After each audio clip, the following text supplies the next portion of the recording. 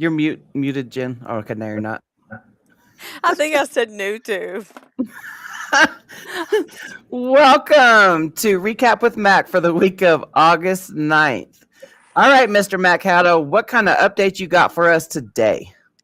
Well, the hot topic obviously is what is the status of the DEA scheduling of both 7OH at threshold levels, and then the second, the scheduling recommendation for metrogene sudendoxil and MGM 15 and 16. And we had hoped that at the end of the 30-day period, you would see some clarity with the DEA finalizing its scheduling notice. They did not do so.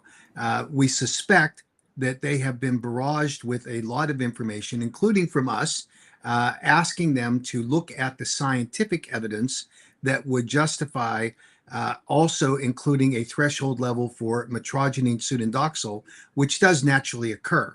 It is at such low levels that it is not quantifiable with most testing, but we know that the anti-kratom people will be highlighting any kind of narrow little gap that they can find. And so in this case, we think it would be out of an abundance of caution to have the DEA consider it. And they are thinking about it. They're reviewing the information that was sent to them. And we're hopeful that they will at least acknowledge that that's there. But if not, we have a backup plan to go to the Congress and have them clarify exactly what that standard should be so that there isn't any confusion. The DEA's position is generally they do not enforce at those kinds of non-quantifiable levels. But that does not mean that some, attorney general in some state or a local law enforcement official won't decide that they're going to enforce it. So we don't want that kind of confusion to be evident in the marketplace. We want it to be clear. And we already know that the bad actors in the 7OH space, those bad actors that are defended consistently by the 7OH consumers as being, oh, these wonderful people, they're already manufacturing other products. There's one that came out today that I just got notice on for a 9OH product, thinking that they can skirt around what the rule is. And certainly the opportunity is there, but all they're doing is inviting more regulation. And the thing that's astounding to me is that we already know what the behaviors are of the Vince Sanders of the world and the 7-Ohms and all of those people. We know it because they are in the business of selling highly addictive, opioids. There's no question that when they chemically reformulate their products to become, dominant 7OH products, they've created an opioid chemically. So those people knew that when they went on the market, they didn't meet the standard for safety that's required. They knew it. In fact, Vince Sanders said, oh, we're letting our consumers be the human guinea pigs to decide whether it's safe. So how in the world anyone can justify that behavior? But now you have the 7OH consuming public that says, oh, we'll set that aside. Set that aside because we're now hooked on it. We're addicted on it. We're using it. So therefore, why are you trying to ban it? And now it becomes very complicated because at the AKA, we don't like the provision that is included in the Controlled Substances Act, which classifies and actually bans possession and criminalizes people. We don't like that provision. And in our new KCPA at the federal level, we will provide an exclusion for them.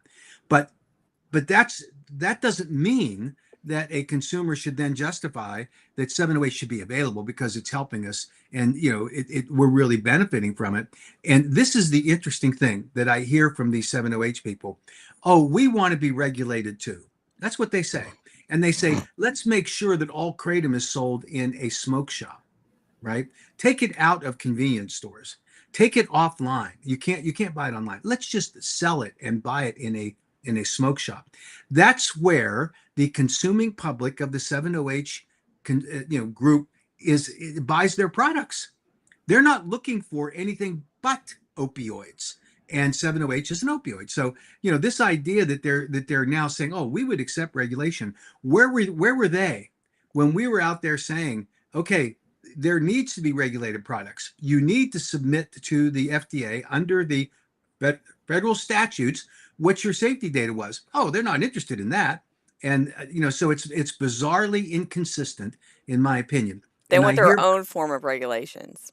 of Mhm. course, and they want to make sure that when they do regulate it, they conform to only their market segment. Now, here's the regulation that is available to them and that I fully support.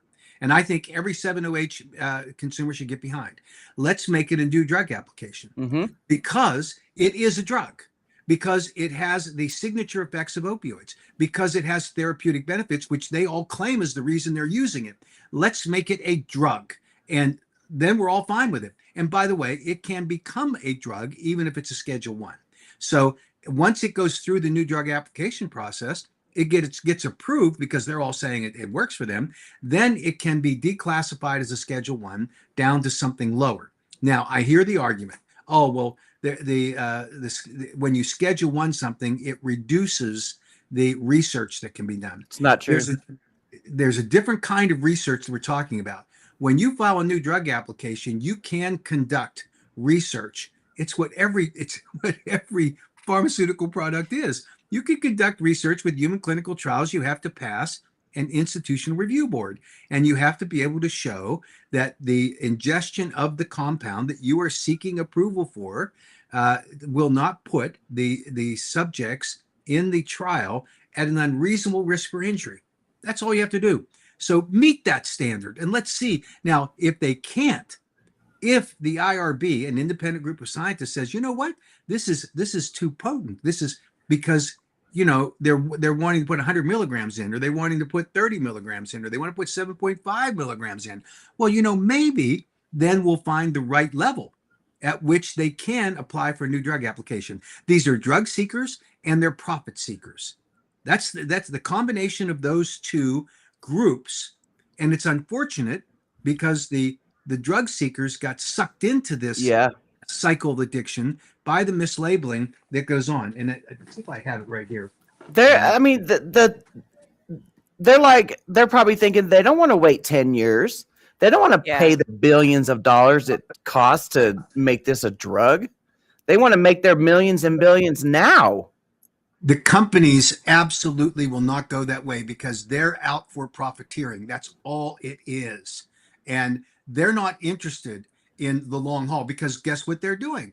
They're now going to the next chemically reformulated, manipulated product that doesn't give a damn about the safety of the consumers. It's all about getting you hooked so that you have to keep coming back and buying it and buying and buying it. And, to me, it's stunning. And then I hear, just as an aside, people who I know are sincere in their belief that Kratom should be available.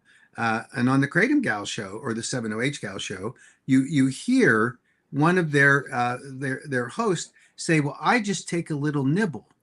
And yesterday on their show, she described what that nibble was, and it came down to 3 milligrams of 7OH. I'm sorry, that's not a nibble. A nibble would be, 1 milligram or less. But see, 1 milligram or less of 7OH doesn't work for the effect that they're choosing to achieve. And so, they want to demonize the American Kratom Association for advocating for protecting consumers with reasonable regulations. And in the case of those products that are chemically reformulated into dangerous drugs, that they should be subject to the Food, Drug, and Cosmetic Act law for new drug applications. That's all we are saying, and we want that to play out. And here's the bottom line, and I've searched for what the right analogy is to kind of describe this, and they want to say, oh, well, Kratom is the same, 7OH is the same as Kratom. It is not. No. And you still have, in my opinion, the charlatan scientist who wants to claim that she is all things Kratom in Michelle Ross, still saying, as of yesterday, 7OH converts in your liver, okay? And it's at the same levels. Well, either she deliberately is misleading people or she doesn't understand it.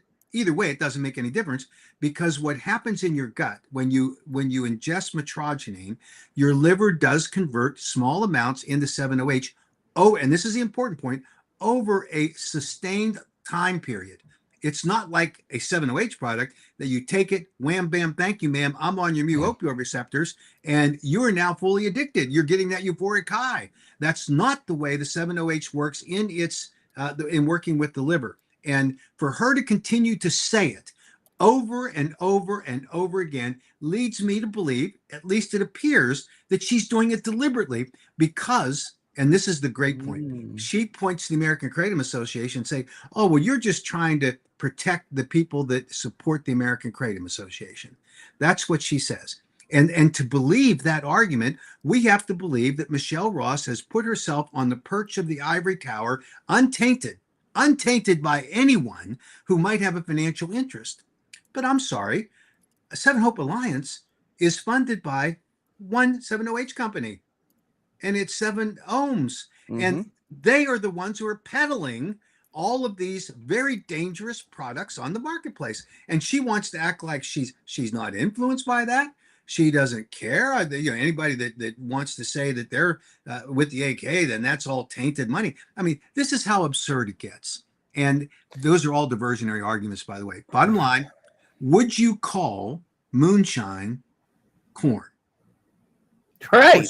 No. Of course not. I have a whole thing that I say whenever people want to say call 7-OH kratom. I'm like, you don't call grapes wine. You don't call vapes nicotine or tobacco. I got a whole thing that I say. Well, I'm glad you're doing that because we need to reduce it down so that people see it. Now, unfortunately, even when you put it down into those levels, the passion that the 7-OH community has, because they're now hooked on a chemically manipulated opioid and they want to continue to have access to it. I understand it. I get it, but it's just ridiculous.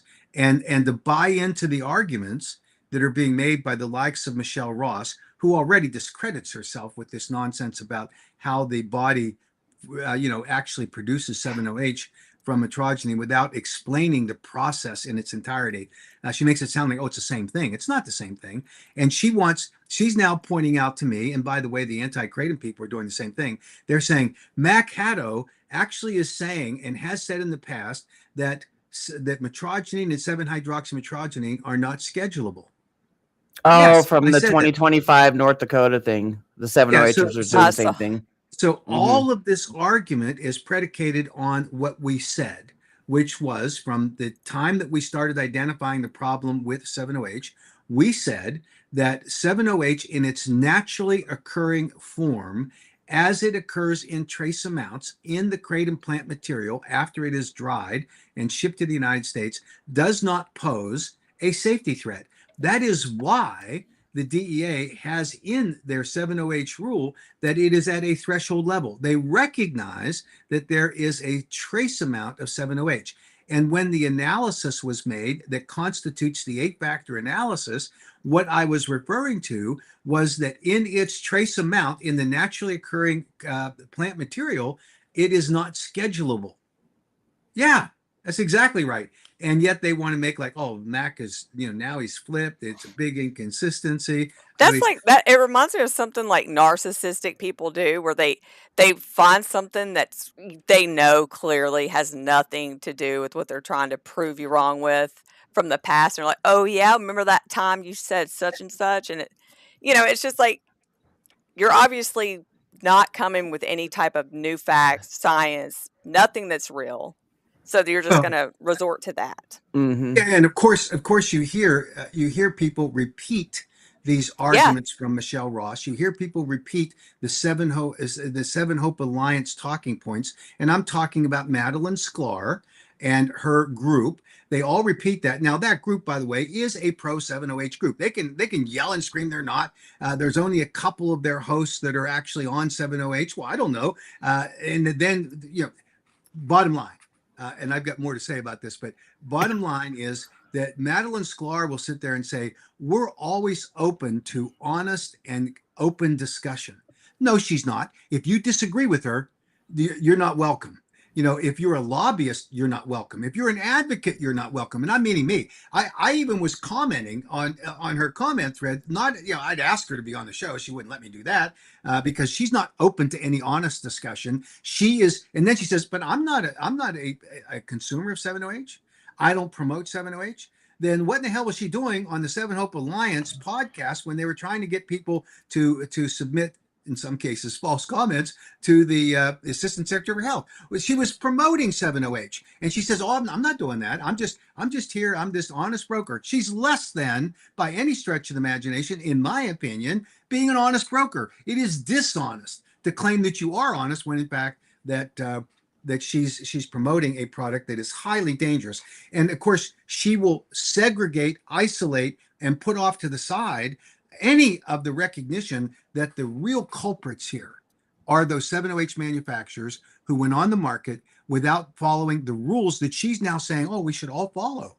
Let's regulate." They had the opportunity to be regulated. They could have submitted to the FDA the new dietary ingredient notification prior to market entry that would have allowed them to do so. And by the way, when they did, after market introduction, everybody can go on the FDA website and see what the FDA's objections were to Vince Sanders' very ridiculous, in my opinion. Oh, what you're talking about? What Todd submission. brings up? What Todd's talking about? Yeah, the new dietary ingredient notification, the FDA rejected it because it wasn't just bad science, it was incomplete, it was misdirected, and it had nothing to do, it wasn't credible science. But again, they were just trying to play the game. This is who Madeline Sklar is defending. And she won't let me come on and talk about it. She'll invite all of those people.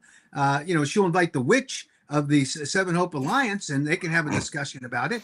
I mean, let's light a candle and let's say a prayer. I don't even understand this kind of nonsense. And yet she wants to sit there and say, and here's the great thing. She says, "Oh, we're really glad that MAC has drawn attention because it's increased the number of people." Guess who's there? It's the 7OH people, because they're looking for any platform, anyone that they can get that will allow them to make the argument that this is what we should be allowing, right? I get the box they're in. I get the frustration. I get the pain that they're in. But the people that put them there are the 7OH manufacturers, no one else. And they willingly went out. Some of them were deceived. I get that. But they could have walked away from it. But they're hooked now. They're staying on it. And now they're fighting for it. And I find it absurd to see the kind of comments. Some of them beyond profane and beyond, personally attacked. This is craziness because it's not taking a rational look at what's really happening here. And they can demonize me and the AK all they want. It doesn't change what the reality is, that federal law, not a law that I completely agree with, obviously, in terms of personal, making a person a felony for possession of 7OH. I don't agree with that. We're going to try to change that with our legislation. So we're committed to protecting consumers. We don't care about a manufacturer that enters the marketplace deliberately with a very dangerous product that puts people at risk and uses marketing techniques that are designed to mislead consumers into buying a very dangerous product. I will advocate to remove that possession ban. The whole thing with what you were just speaking about, I understand their view of how prohibition doesn't work, but there's certain things in this world that prohibition has worked for. Yeah. Right. Like K2 and Spice. Yeah. And it's like, I understand that viewpoint, but I still don't understand how you don't see that 7OH is the reason why we have been to so many hearings, why so many states now have banned Kratom. The only way you're not seeing that is if you're sitting there covering your eyes and your ears, literally. Or not attending, which we know they're not. Well, yeah. None of those folks. So, you might have one up there that attends a couple, but other than that, you're not seeing what we're seeing. Well, I'll tell you who doesn't attend hearings is Robin Graham, who is the head of the Botanics, what is it called?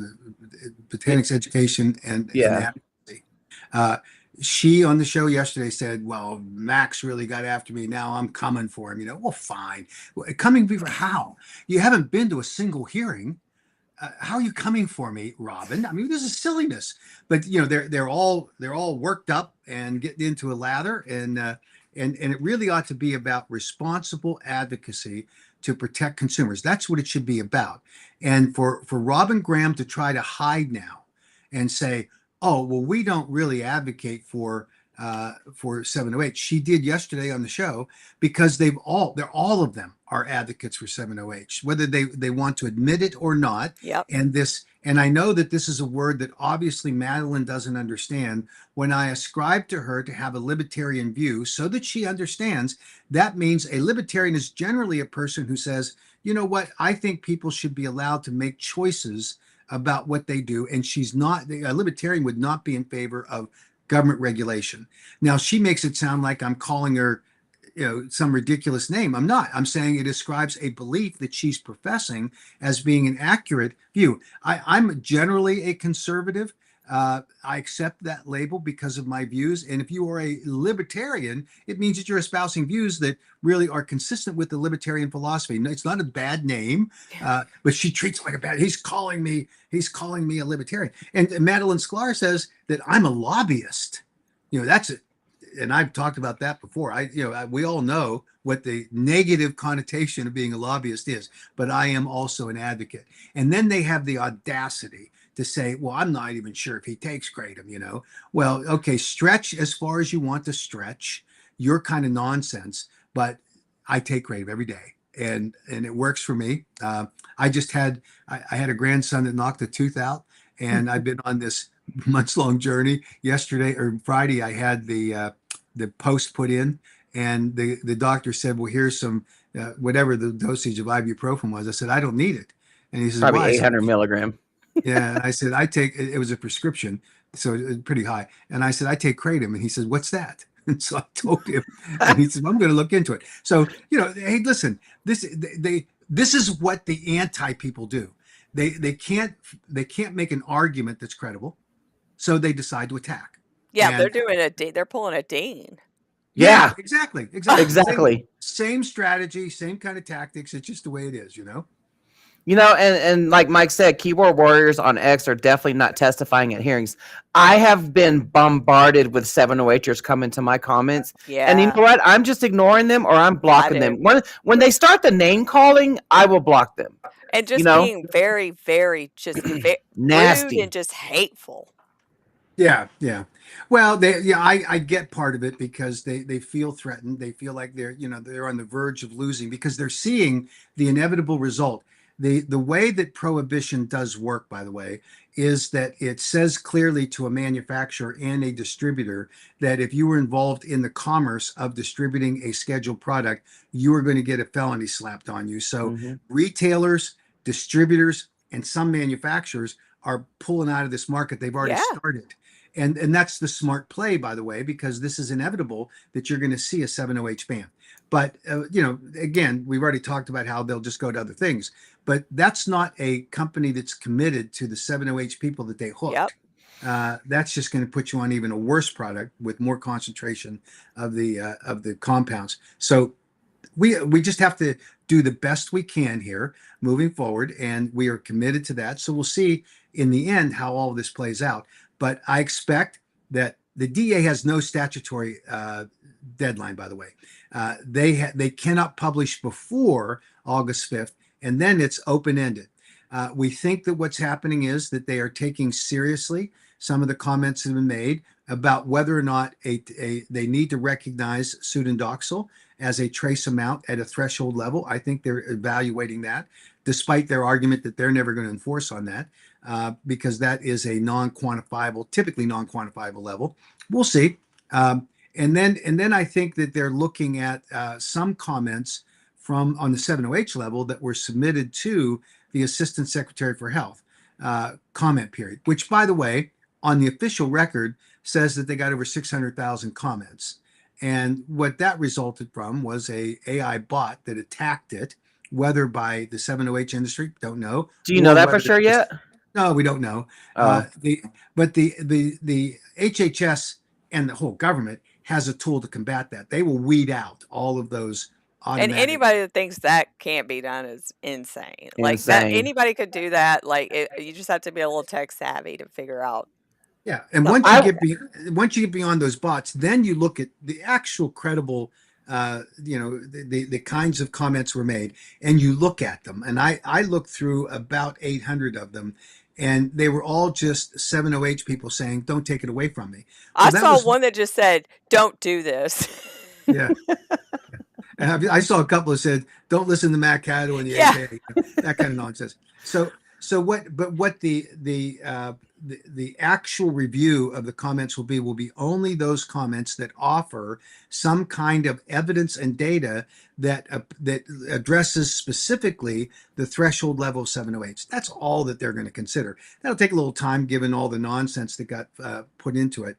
But this is just the way comments work. And I saw it was very interesting that that you had Dean Francis on his last podcast who said, and this is a really interesting thing, he recruited and made contact with a DEA agent who I think was based in Columbus, Ohio. And he said, maybe that was the FDA guy, but he had an FDA guy and a former DEA guy, and they're talking about Kratom. And he's from Tennessee. Yeah. Okay. No, not Templeton. Okay. The other guys. That's a different one. This is a guy, and he said, well, he then talked to someone at headquarters who then told him that these in 2016, when the comments were submitted, that a lot of them were copy and paste. Okay. Now in 2016, when the comments were being solicited, most of that was done at the cash registers of retail shops that were selling Kratom, and there were some shops, I'm told, that said, "Here's what you should say," and they had some 1-line or 2-line script, right?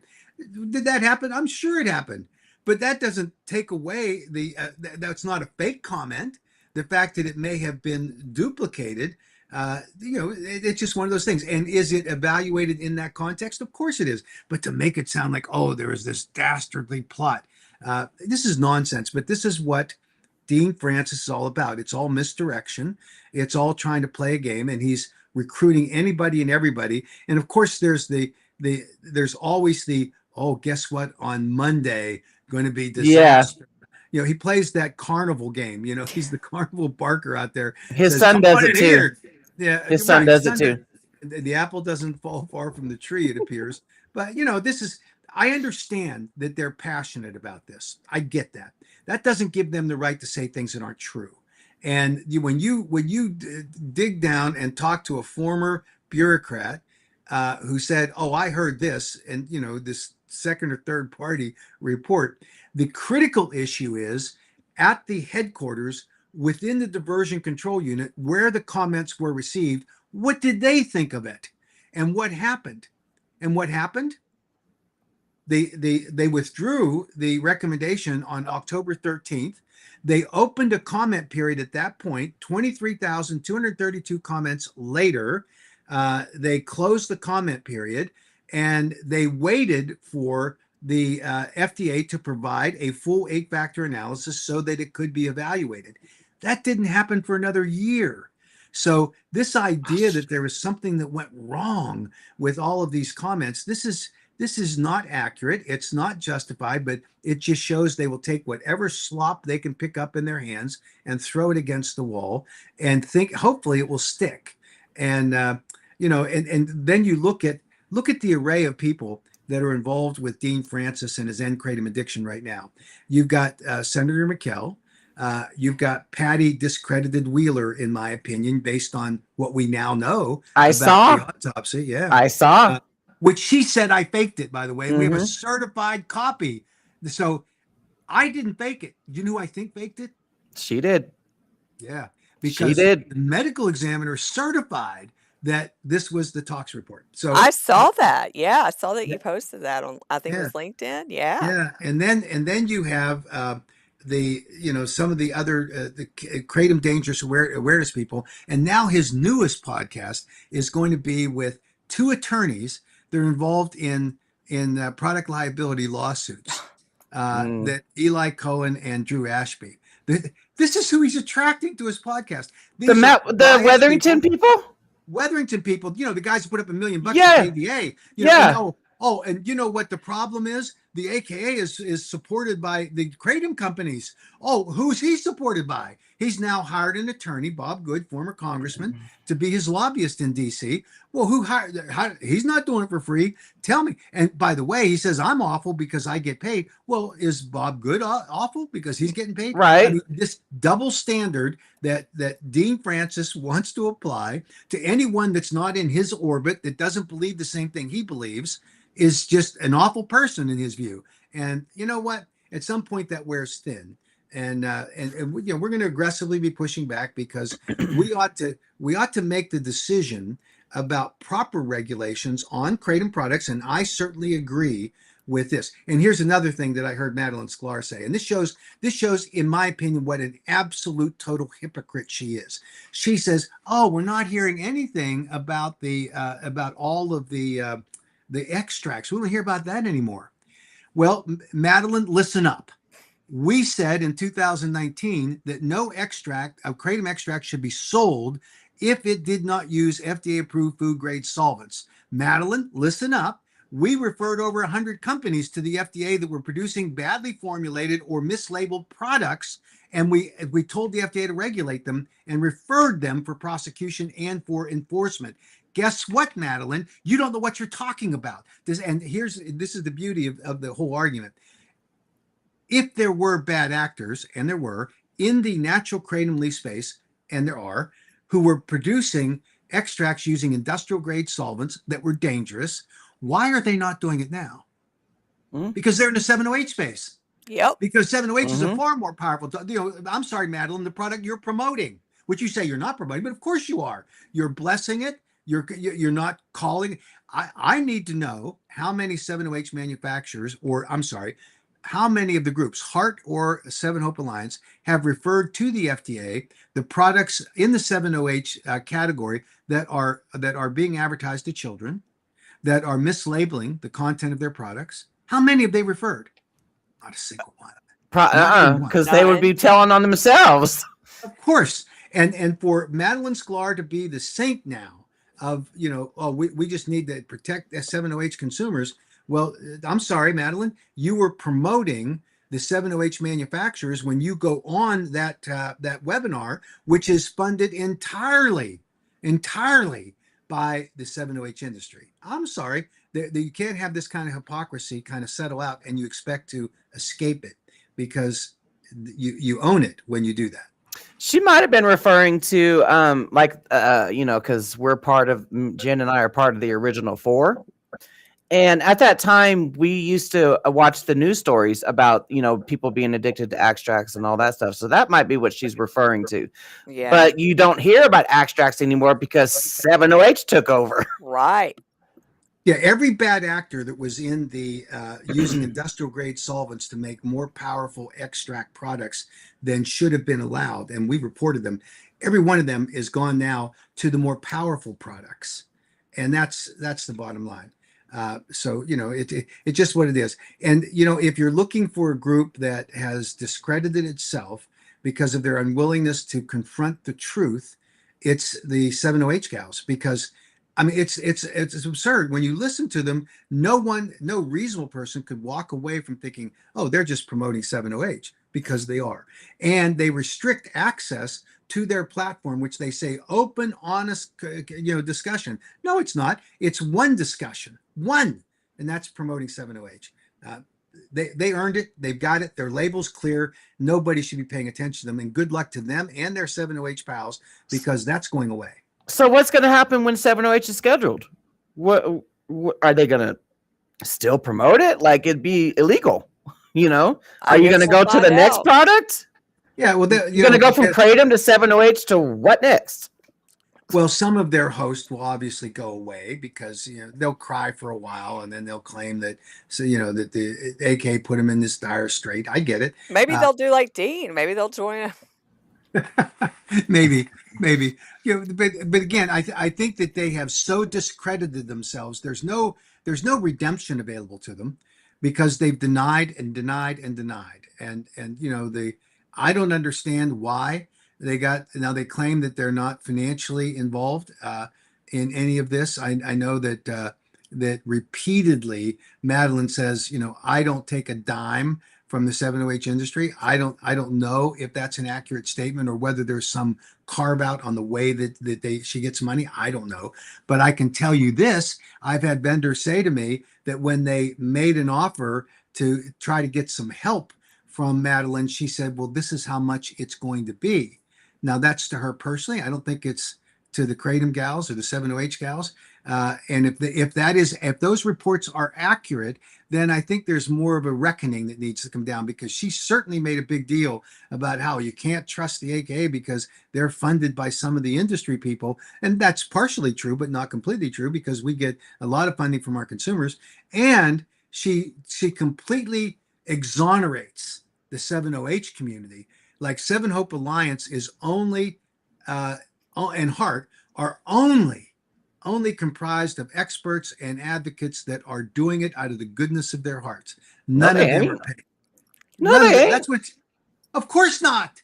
Of course not. This is all the nonsense she peddles. Oh, and if you see so many of them talk about how much work they're doing behind the scenes, and I said it the other day, they're probably sitting around on a beach. Yeah. Sipping drinking champagne. Drinking their margaritas, probably rented a yacht, some jet skis, like. Well, and then I mentioned earlier, Robin Graham said that I'd crossed the line with her and she's ready to come out. Well, if she does anything more than she's done now, which would be going from 0 to maybe 1% of effort, I would welcome it, because she certainly hasn't been out there doing anything up to this point. And the fact that I might have motivated her to, I don't know, to borrow a phrase, get off her butt, to actually come and participate in some hearing, great. I'd love to hear her input. I'm not afraid of it. And if she says something that I don't agree with, as she could say if she didn't agree with something I've said, then we have a discussion about it. That's all. But this wagging your finger at me and saying, oh, well, he crossed the line on this and now I'm coming for him. Well, good luck, honey, because I don't care. I think I welcome these kinds of discussions, and I welcome in the public forum when people are actually allowed to talk. We do it. And the last thing I'll say about that group is that I invited them, and I've kept an open invitation that we can have a public webinar. I'm not afraid of that, but they don't want that. They want no parts of it, because they want to have their little insulated group of 7-OH advocates and some natural kratom people that are sort of hangers on to it. And they just want to have their little close community. Fine, let them do it. Fine with me.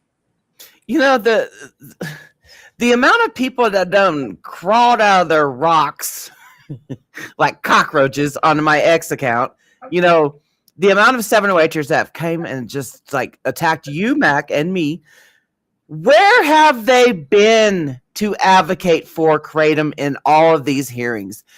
If all these, especially within this past year, I wonder how many bans could have been stopped if those cockroaches crawled out at that time to go advocate at those hearings. They say they advocate for kratom. Where do you advocate for kratom? They argue on social media is what they do. Yeah, you're right. And, I respect anyone who puts in the effort to come, even if they disagree with me or our position. That's fine. But these people that are they claim it's like stolen valor. They say, oh, I was there, I was advocating. I get people that tell me all the time, oh, well, I'm going to stop contributing to the AKA because of you. Well, or they're boycotting the vendors. They're boycotting the vendors now. Yeah. Well, I checked with many of them that have identified themselves, we checked the records. These people routinely never give a dime, but they want to claim that they have in order to have credibility. So it's all a pile of sand that the 7-OH gals has built their premise on. And some of these 7-OH people, I get it, they're passionate. I get it, they're fearful of what's going to happen. I feel for them too. But we do not take a fentanyl dealer that sits on a street corner and argue that we can't take that fentanyl dealer off the street when they're killing people. Mm-hmm. We're just not going to let that happen. So there's a line that's drawn, and that line is, do you comply with federal law for the product you've introduced onto the marketplace? If you do not, it's gone. And do you comply with federal law about the introduction of an unsafe product that is harming people? If you've done that, done with you. So that's the level of regulation that's being implemented through the Controlled Substances Act, which again, not a perfect law, but it will at least clean out the marketplace, and then we'll have to deal with what the aftermath of these charlatans who came on the marketplace with their dangerous products, who have left people in the lurch because they are making these 100 milligram, 200 milligram, 300 milligram products Yep. that people are ingesting. It's beyond. And belief. when people comment on my media, on my social media, saying that it's the AKA's fault, that they're the ones who brought the attention to it by paying millions of dollars to go after all this stuff, right? And I'm like, no, the AKA is doing damage control. Right. Us Absolutely. advocates are doing damage control. It I has can't just They tell. were just gonna sit around on, and going how it was going. Nobody was ever gonna do anything. Is insane. I mean, it's asinine to think that nothing was ever gonna be done. I can't tell you the number of legislators that I've had personal conversations with who think kratom is 7-OH. Mm-hmm. yeah. And they and everything, no matter how much information gets put out there, they're not focused on it. They just hear the overall talking point. Yeah. Oh, it's the same thing. And then you had the governor of North Dakota say, well, you wouldn't have the synthetics if you didn't have the natural kratom leaf product. What in the world are we talking about? I mean, okay, the FDA bans concentrated caffeine. Do we take coffee off the market that has caffeine in it? No, it's responsible regulation. But we've sort of gotten into this crazy world that was built, constructed, and infused into this debate by the 7-OH manufacturers, who didn't care about consumer safety. They cared only about making a buck. Fast as they could get you hooked, they wanted to do it. They wanted you coming back and buying their products over and over again. And at the end of the day, they are responsible for where we are, not the kratom plant that happens to contain a threshold amount of 7-OH, and not your liver, because it converts into low levels, and your body that does it over time. I mean, all of this is like a crazy Willy Wonka world that's been created by the likes of charlatans, in my opinion. Michelle Ross. I mean, she has contributed massively to the disinformation campaign in the 7-OH community. And there are others in the Seven Hope Alliance and the Heart Group that have done the very same thing. And if they want to look at who the perpetrators are of all of this disinformation, it's Vince Sanders, it's Mr. Beckham was with Outpost Brands, it's Matt Schwerman. And this is another thing that I find fascinating, is that the 7-OH people have leaped, and the anti-kratom people have leaped on the New York Times story that was done about the political donations made by the Botanics founder J.W. Ross, and by Ryan Nidell from Mid45. And now it is evidenced in the Ron Wyden letter to both HHS Secretary Kennedy and to the Botanic Tonics founder, and they also has a vape person they're interested in. But all of that, everybody looks at and says, oh my goodness, look at the political corruption, because person X gave this amount of money in order to have a seat at the table. Yes. And you know what? I told the New York Times reporter, I gave her the evidence that Matt Schwerman gave $500,000, and there was more money, that up to over $1 million. And look at the amount of money that was infused into the Washington, D.C. Television market, with the persistent ads that had jets flying over an American flag and thanking President Trump for supporting 7-OH, which, by the way, is based on it has pounded this market, and they've been doing it for a month now. And all of it was based on the misstatement the president made in the Oval Office on his addiction recovery initiative and his executive order, where he said, I'm all for getting natural 7-OH approved, which they leaped on. But my point is, they spent millions of dollars on that, and yet for the New York Times to exclude that. Now, I can tell you why, if anyone wants to know. Why did that reporter exclude that information? It doesn't fit their narrative. Right. The New York Times hates the Trump administration. Yeah. Senator Wyden hates the Trump administration.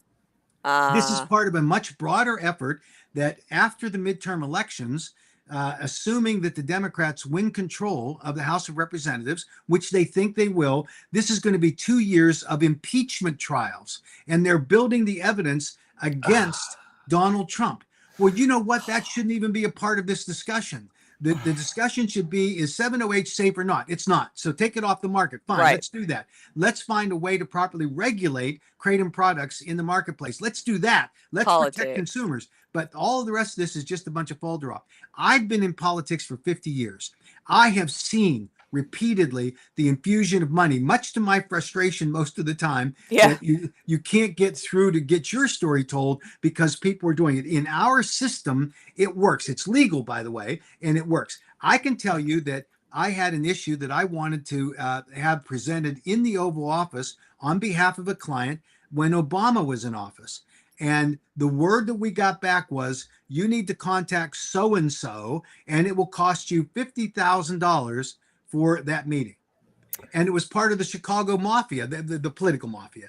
I mean, that's just the way the process worked. And I think that the reality that we face today is that the system that was being described by the New York Times and by some of the articles that republished it, and now by the 7-OH people, it's just craziness. And I think that the bottom line is that we need to go back to what actually is the foundation of this argument. Is kratom in its natural form safe for human consumption, and is it schedulable? The answer to the first is yes, it is. That's been proven by science. And two, is it schedulable? The answer is no, in its natural occurring forms. It's hell no. Trace, right, hell no, exactly. and it's really interesting. Someone who I think is a part of the Dean Francis team called me up and tried to get into a confrontational discussion about how I was mischaracterizing the FDA dose finding study and saying, oh, well, that was just a very small study and it really wasn't a safety study. I mean, just the ridiculous narrative. There's no question that it was a small study. It was designed to determine whether or not kratom was safe for human consumption in order to allow for a human abuse potential study, which is now going on right now. So in order to do that, the law says you cannot expose a participant in a study trial to an unsafe condition of participating in the trial with the compound that's being tested. So it is a critically important premise to go through and find that safety data, and it is a valid, scientifically recognized process. The same thing has happened with the new NIH study that was announced on June 1st, where they're looking at purified metrogenine, meaning pharmaceutical grade compound. Can it be effective in the use to combat opioid use disorder? And the answer to that is it might be. But it had to go through an institutional review board to do the same kind of safety analysis that was done in the dose finding study, and yet they all want to dismiss it. I'll tell you what it was not. It was not a full-blown human clinical trial used for the justification for a pharmaceutical product. That cost millions. It is something that you have to have a lot of SWAT behind in terms of financial support and risk-based capital for a drug. Now that's appropriate for 7-OH. It's not appropriate for natural kratom. So that is the bottom line. And these people that try to hijack this whole process and say, oh, that was just a very small trial.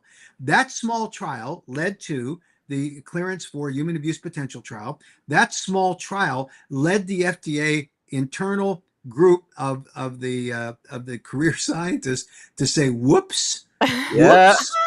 And You should make Small things make big waves. splashes. Yeah. You should make an infograph. You should do a timeline, a chronological infograph about that. I'm going to have someone help me with that, because here's a confession I'm going to make for all the 7-OH people and all of the anti-kratom people. I am stupid about making infograpphs, but I'm going to try.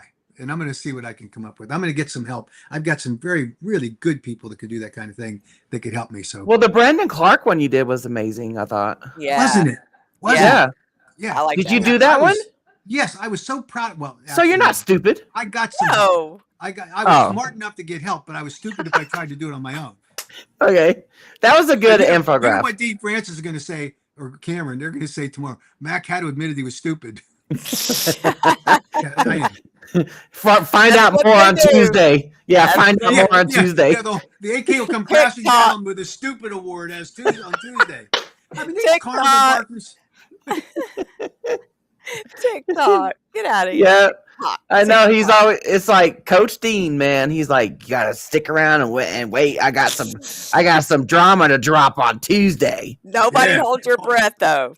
Oh, and now Cameron says, Mac, you're going to love the video we're doing of all your past favorites. I can't wait. I mean, you talk about somebody that will take a slice of information and cut it up and make it sound like I said something I didn't. That's sort of where we're headed with that, right? And you look, listen, Cameron, I don't know all of the facts, obviously. When you look at what's available out there on the Open Truth website, which I think is a valuable resource for everyone to look at, you look at his story in terms of the research that was done. What is true, what is absolutely true, is that his father, Dean Francis, in December of 2025, immediately prior to the Virginia legislative session, and I'm paraphrasing, I get the exact quote, said that the reason the Kratom industry hates my son's story is because it's only about natural kratom leaf products and not the extracts or the synthetics. That's what he said. And now we find out, oh, wait a minute, that wasn't true. It wasn't true. It's not that it was, oh, maybe I missed the little point. It was fundamentally not true because Cameron's journey involved the consumption of multiple other substances, including alcohol. And there's a dispute, in at least in Cameron's mind, if he could even remember what came first. He claims it was kratom that led him as the gateway to alcohol. Well, that's not supported by any science I've seen. It's That's not what I remember. I remember him taking kratom so that he wouldn't drink at the At college frat parties. Yeah. So it's all kinds of confusion about this. And then Cameron says, well, of course it evolved for me. It evolved. And so I went to extracts and then I went to 7-OH. What? I mean, that's not what his father said. That's not what he said. And that's in December of 2025. And it is not what he said at the congressional or the legislative hearings in Virginia. It's not. And yet he sits there and says with a straight face, oh, well, my story evolved. Well, guess what didn't evolve? Your father's statement, which was untrue. And is it true today that statement was untrue? Of course it is, but they're trying to excuse it, and that was the premise for their fight before the Virginia legislature. And I'm telling you, it is absolutely wrong to do what they did. Yeah. There's not even a question about it. And I've got the picture of the ceremonial signing of the kratom bill that was not a ban. Wasn't the demise of the kratom industry in Virginia the way it was promised by Dean Cameron.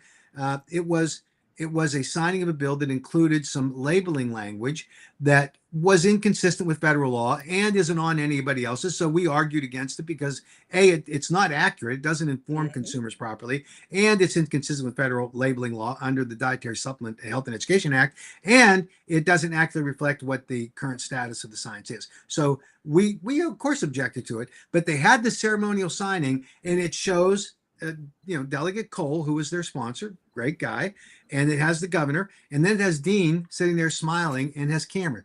Mm-hmm. Now, I will bet money there was no confession by Dean saying, well, ma'am, Madam Governor, I actually was on 7-OH. Now, it would have been easily recallable because it was only 3 weeks before that ceremonial signing that his dad was calling 911 and saying that his son had walked in with an empty fifth of whiskey, didn't even believe he was drinking, had multiple empty bottles in his car, that he took the keys away from him because he told the 911 operator he's going to kill somebody. And he said, what's he on? Well, he's on 7-OH. And the operator said, what's 7-OH? Well, 7-OH. And then he gives a tutorial of what 7-OH is. The fact that he wasn't on 7-OH, all of a sudden he is. And he said he's hallucinating and he doesn't even believe he's drinking. And he's a danger. He's a danger to other people.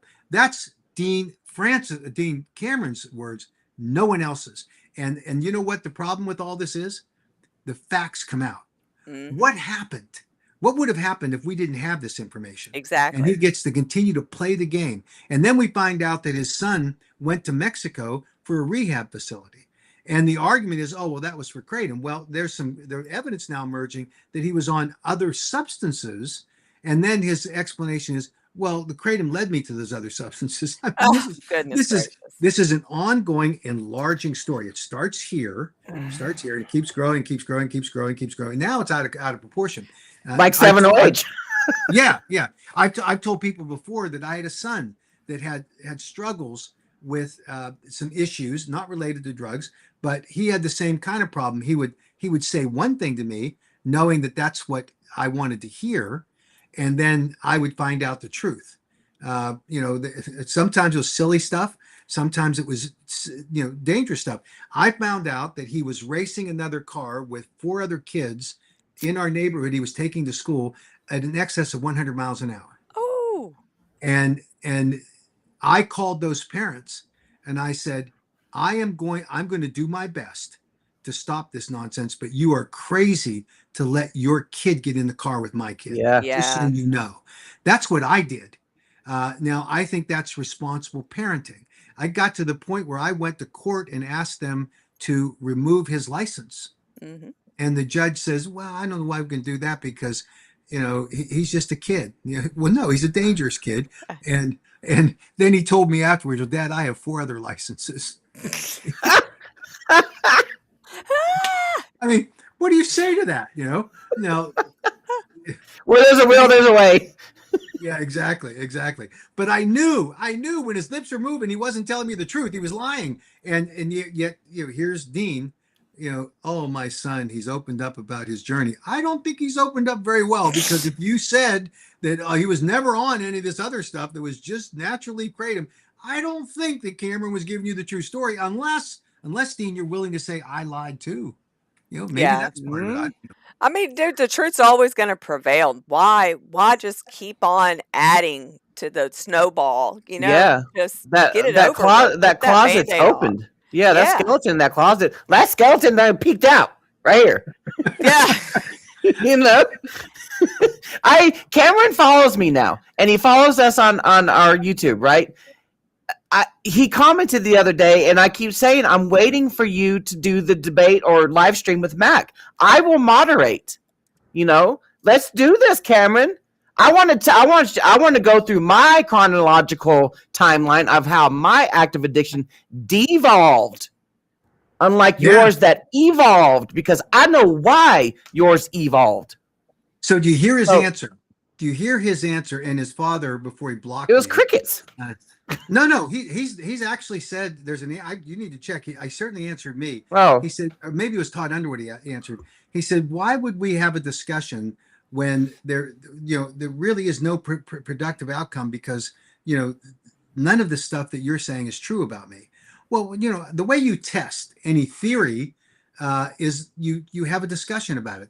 Whenever you test anybody's claim, you have a discussion about it and expose the truth or the lack of the truth. And it would be easy for him to come on and say, you know what? The people that are saying that that kratom, that alcohol came first, well, here's the proof. Right. Yeah. Do that. And people that are saying that I took 7OH and I didn't, then here's the proof.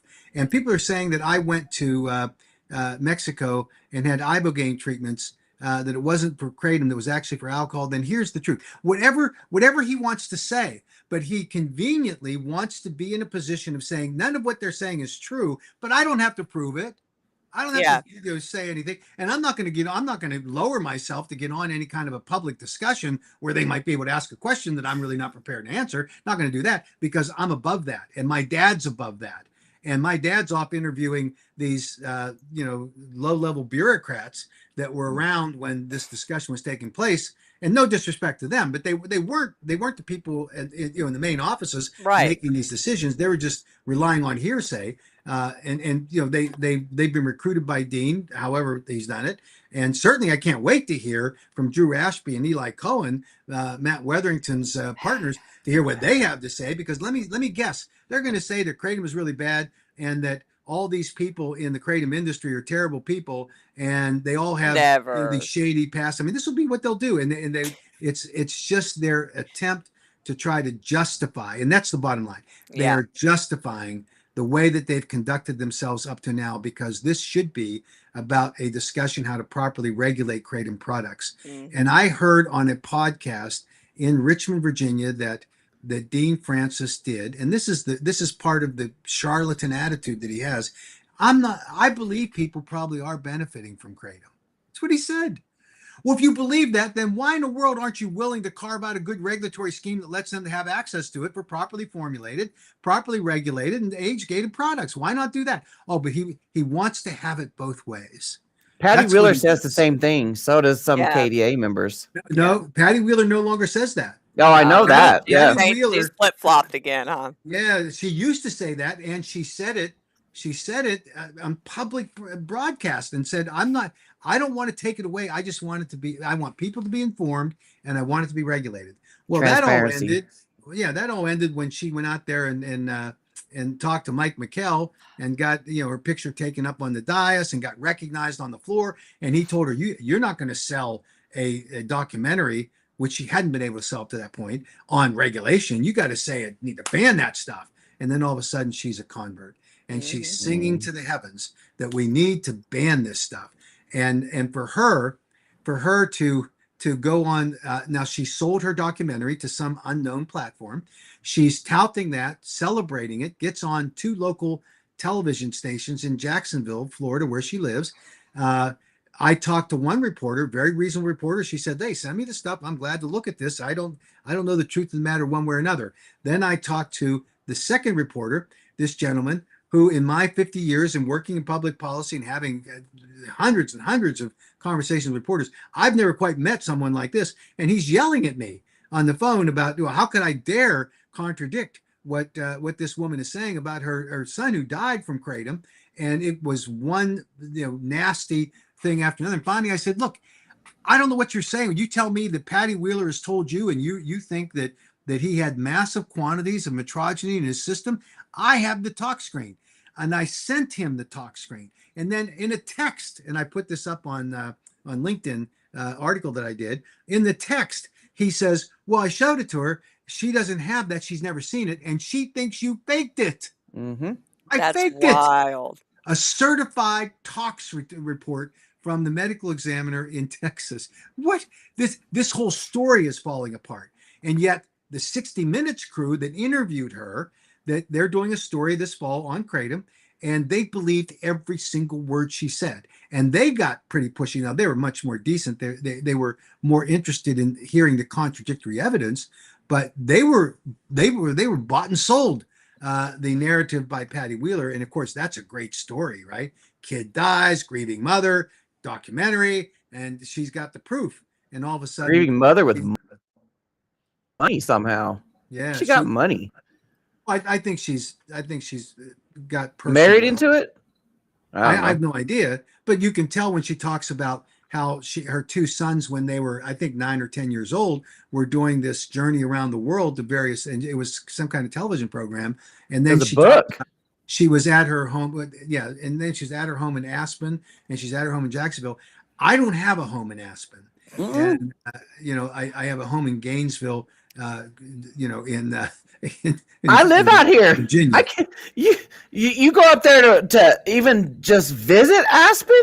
You need at least $300 just to go visit, because it's so expensive up there.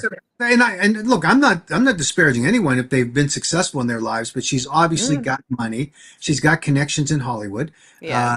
She is now on this crusade, and I think that she was initially embarrassed because she was taking a fairly reasonable position, and that wasn't getting her anywhere. And all of a sudden, she found that the Mike McKells of the world and the Matt Halls of the world, who's the Speaker of the Michigan House, will suddenly fawn all over her. And she gets to be, on the floor of the Utah Senate and be recognized, and everyone applauding for her.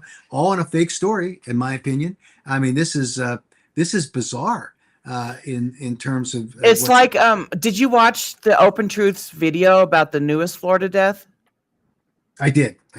It's kind of like what the mom did there. Initially, she was going after just 7-OH. Now it's all Kratom. She's saying that Kratom killed her son, when initially she said it was 7-OH that killed her son, even though he had other drugs in his system and he has some underlying health problems. But still, she switched her tune as well. Yeah, I'm telling you, these people are being coached. And you know who the common denominator is? KDA and Matt Weatherington. Amen.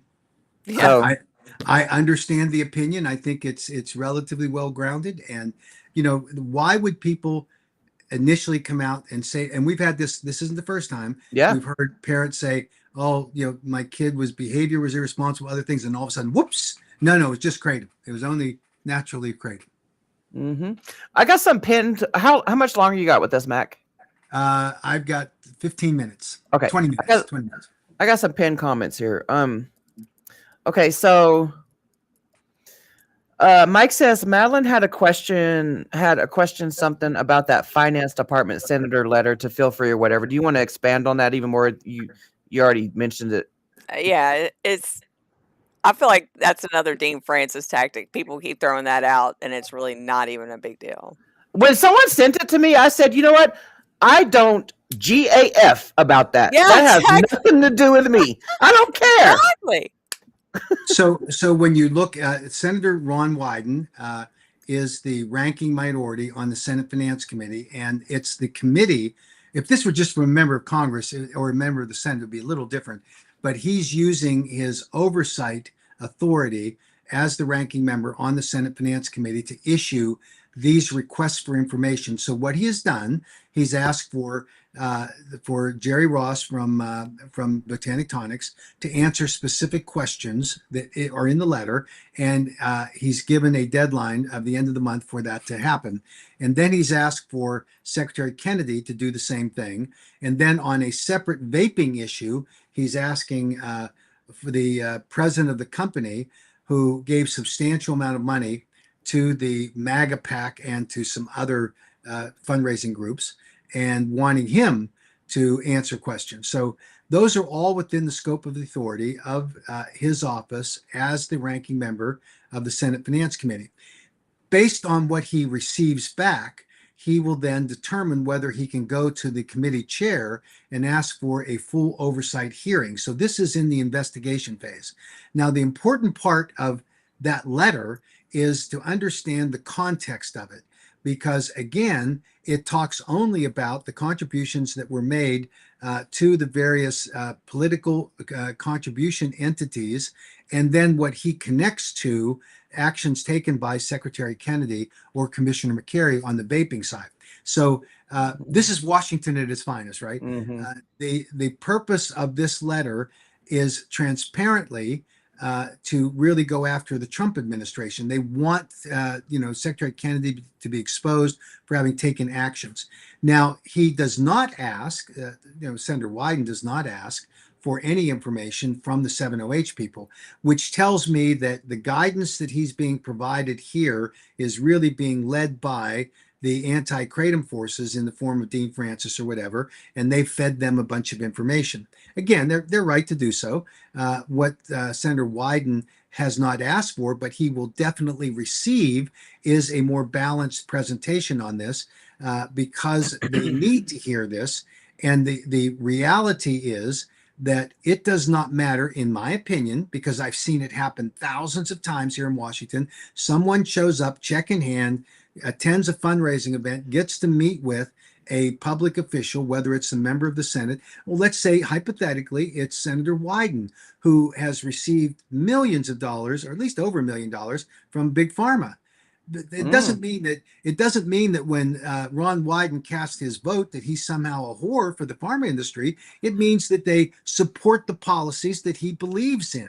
And the same is true for Secretary Kennedy. If Secretary Kennedy came to the conclusion, based on the evidence and data presented to him, that kratom should be allowed in a regulated form to be on the market in its natural form, and wanted 7OH banned, if he came to that conclusion, then the fact that someone then supports that and then supports the MAGA PAC or whatever they're arguing about, there's nothing unusual or wrong about that. But if you're going to do it, if you're going to accuse people of that being the case, then why not show the other side that gave equal or more money to try to get the same message across? And what was the difference between the Botanic Tonics money and the 7OH money when it came to meeting with or getting the support of Secretary Kennedy?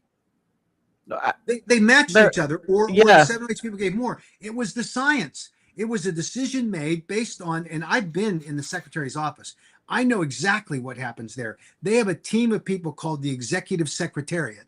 And the executive secretariat are these career people. At the time I was there back in 1982, I think that there were about 14 or 15 policy analysts who scrutinize every single decision that the department makes. So they gather the information from the agencies that are under the umbrella of HHS. They scrutinize it. They then produce an action memo, and they outline the pros and cons of every single issue that's being deliberated. And there isn't a decision made by the Secretary of HHS that isn't grounded in a full evaluation and of all the relevant evidence and data. So that's for Secretary Kennedy. And I think the record will show, and at the end of the day, Senator Wyden's not going to get much traction there. Yeah. Different from, and readily acknowledge this, different from the executive from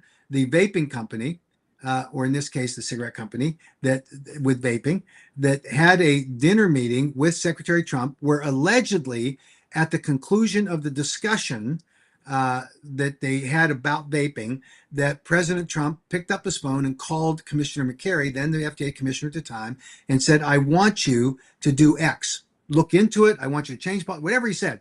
Now, the difference here is that Secretary Kennedy is a confirmable political appointee answerable to the United States Senate. The President of the United States is answerable to the people who elected him.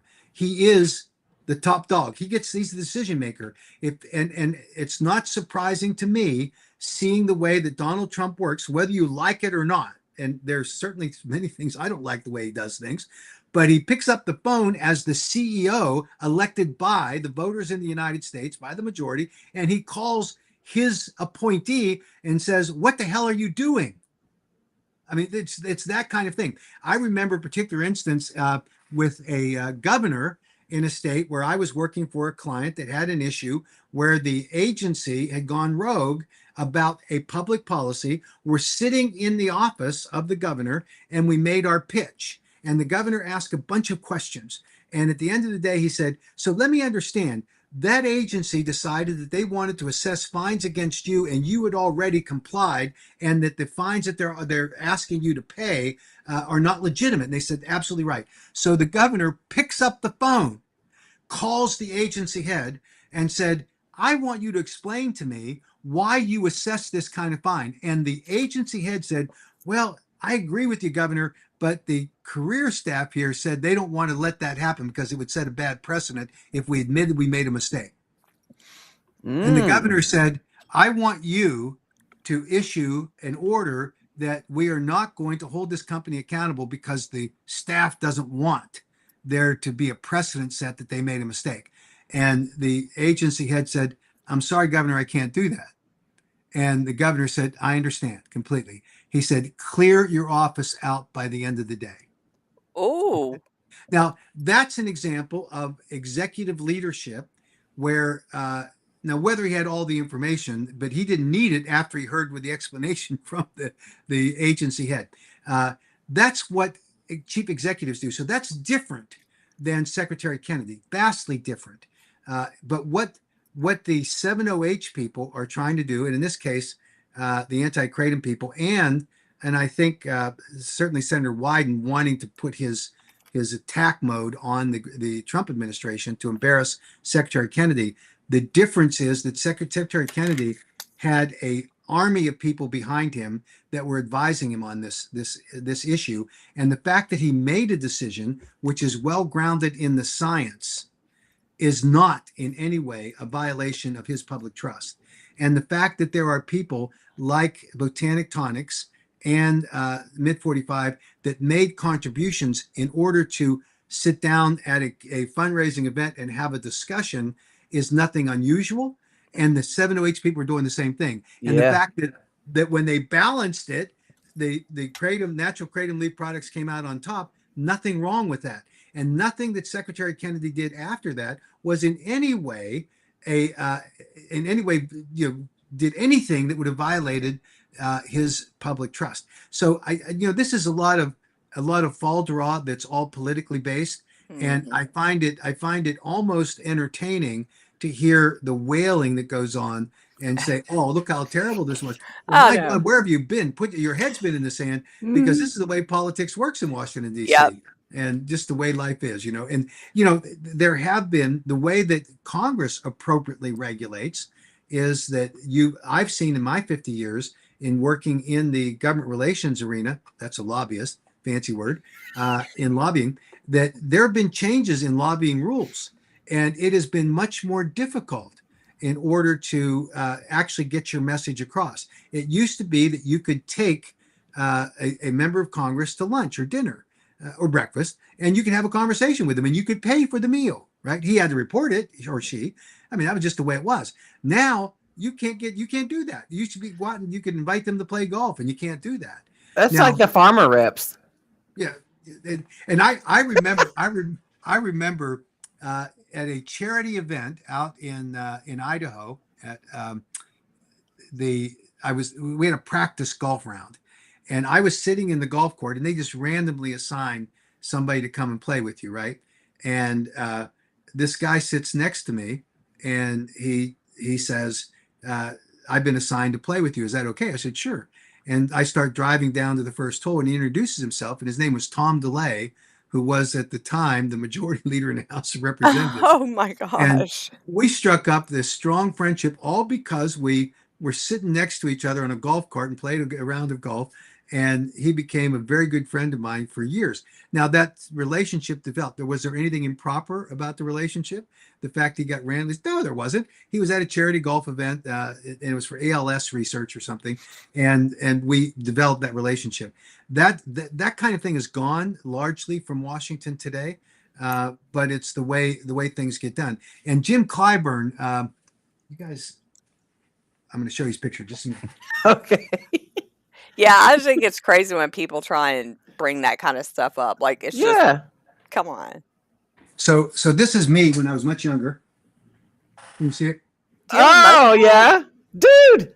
So this is Jim Clyburn, who is a Democrat representative from South Carolina. He has an annual fundraising event.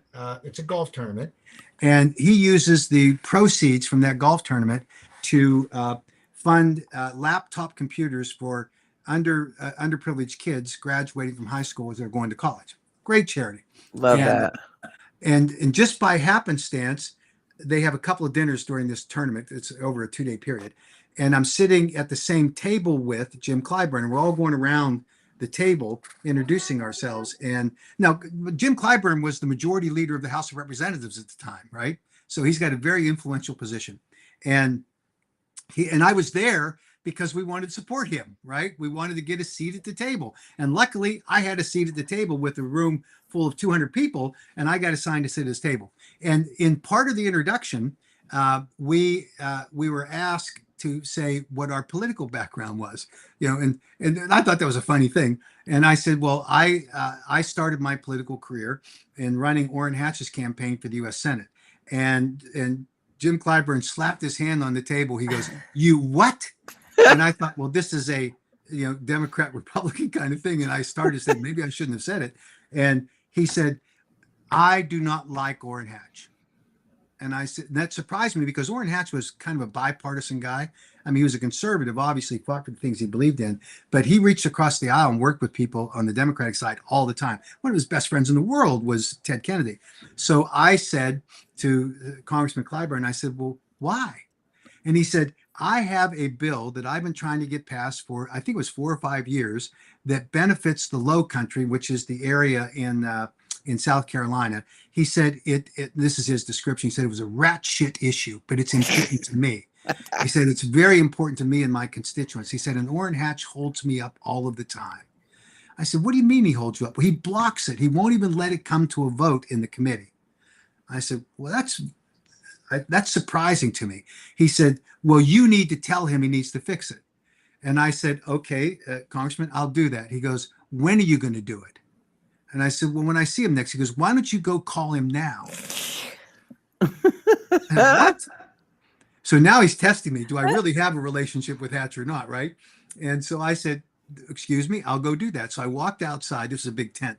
I walked outside and I called Senator Hatch and I said, Orrin, do you have any idea what Clyburn's talking about? And Orrin said, no, I have no idea.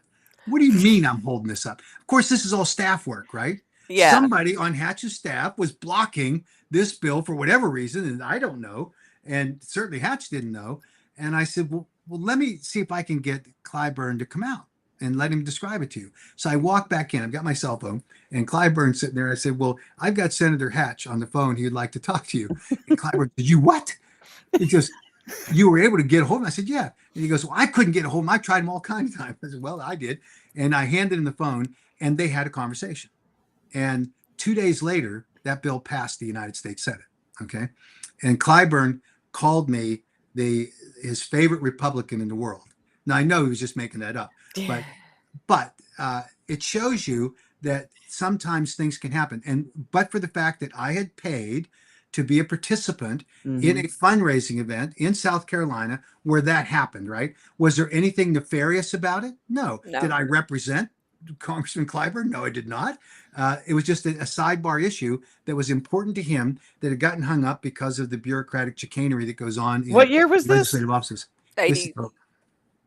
This would have been, I'm guessing, in early 2000s. Okay. Oh, okay. I think So I was just gonna say. So was this the time when cell phones were in briefcases? No. That was in the early 80s when that was going on. They were more sophisticated, but I do have a confession though. I always thought that picture behind you was a picture of Gary Busey. I didn't know it was you. It does look similar to Gary Busey. Heidi said she'd always wondered. I always wondered who was in that picture. So now we know. That was a great story too. Thank you, Mac. Heck yeah. No, and to this day, when I see Congressman Clyburn, we have a good laugh. I mean, he's a great guy. Now, there isn't much that I think that he believes in that is good for America, and there's not much of what he thinks, just the flip side, right? But he's a good guy. And what we have lost too often in politics today, unfortunately, is there's not that kind of civility that goes on, right? And Jim Clyburn's of that era, and Hatch was too. To do that, but that's just one example. So but full circle, coming back to it, this idea that because someone gave some amount of money and now the numbers are higher, back in the day with Obama was 50,000, now it's what it is. I mean, $500,000 to just sit down and have a conversation about these things does not mean that you bought influence. It does not mean that you bought a decision. It does not mean that your money supersedes science. And I can tell you that knowing the infrastructure at HHS, that ain't happening with any kind of a discussion that Secretary Kennedy was going to have on any issue. It had to be driven by the science. And that's what did the deed there, not a contribution from anybody, because that's just the competitive marketplace. What it does do, I'll tell you, it absolutely does. It gives you a seat at the table at a fundraising event where you can shake hands with, get a picture with, a official, and even make your case. But I guarantee you that nothing has happened out of HHS until they vetted it properly through a dozen or more analysts, and then you have the sieve coming up above that of the people that are supervising this, and this includes consultations in this case with the FDA commissioner, with the chief of staff, with the deputy commissioner, deputy secretary. All of those things happen because it's not just the Wild West the way it was portrayed. Okay, well, we do have a couple of questions. I know advocacy Milo questions. wanted to know about the two people want to know about the kratom ban in Kentucky. I know it's supposed to be July of 2020. July 1st, 2027. July 1st, 2027. I know it's confusing because if you Google it and it comes up and it says that it's January 1st. That was amended. That bill, the extension was amended in the override session to July 1st of 2027, which gives us the full legislative session to make our case about why the recommendation from an addiction recovery center that was made to the president of the Senate that convinced him to insert that ban in the last day of the legislative session in Kentucky without any hearings or public testimony. So I think we'll, in January, when they start up again, sometimes it's I can't remember if Kentucky's in February. It's January, February. We'll have that opportunity to have the discussion and hopefully hearings on it. Okay, and then the other question is, all right, talk about Ohio. They threw out the lawsuit. Well, they threw out the preliminary injunction that had been brought by Botanic Tonics. They did not throw out our agreement, which was signed off by the judge, which allows for all kratom forms prior to the enactment of the rule on natural kratom leaf, vegetative kratom is legal in the state. So what we are doing now at the AKA is that we're filing a separate complaint against the Department of Agriculture, not the Board of Pharmacy, because we think that their policy is incorrect and impedes the ability of consumers to have access to safely formulated natural leaf kratom products. So that litigation will be filed next week. So it's a little confusing.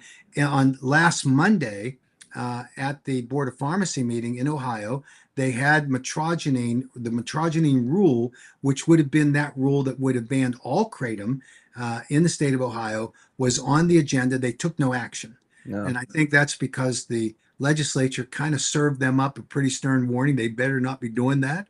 We'll see. But that's the story on Ohio. I know this is confusing. It's like what we're seeing in Florida. We filed litigation against the Department of Agriculture. They agreed to wait and see what the Attorney General's office would do in respect to the federal scheduling of 7-OH, which will change what the Florida Attorney General is going to do. And then the Department of Agriculture completely withdrew their rule on Friday. And there is no longer a labeling requirement in Florida. That's news to some people in Florida because I haven't circulated this yet. But that's the fact in Florida. We're for now labeling requirement for kratom. Yeah, what the Florida Department of Agriculture did is that they wanted a very strict labeling requirement for natural kratom leaf products with respect to synthetics that was ridiculous, and they were treating all kratom literally. You had to prove you weren't a controlled substance, and that's not the way the law works. And it's not what the rule said. So now they've withdrawn their rule, subject to whatever the Attorney General does after the DEA publishes their rule. They'll modify their rule to be compliant, and then the Department of Agriculture will reissue their rule. May not get us out of the woods in terms of their heavy bias against natural kratom leaf products, but we're making progress. But the sad part is we have to sue these people. Very difficult process, very expensive, but it's what we're reduced to because of very bad, formulation of public policy that should be taking place at these agencies better than it is. And I know that's like KDA and Weatherington and all them. They want to bleed the kratom industry dry. Yeah. Like even the 7-OHers now, they want to bleed y'all dry. Yeah, so they're can't do mad. Anything. Right, they're mad and they're going to act out. So just we have to. I hope everybody continues to support us. We need the help. We've got hearings in North Dakota this week, and then the next week in Helena, Montana, then in Georgia.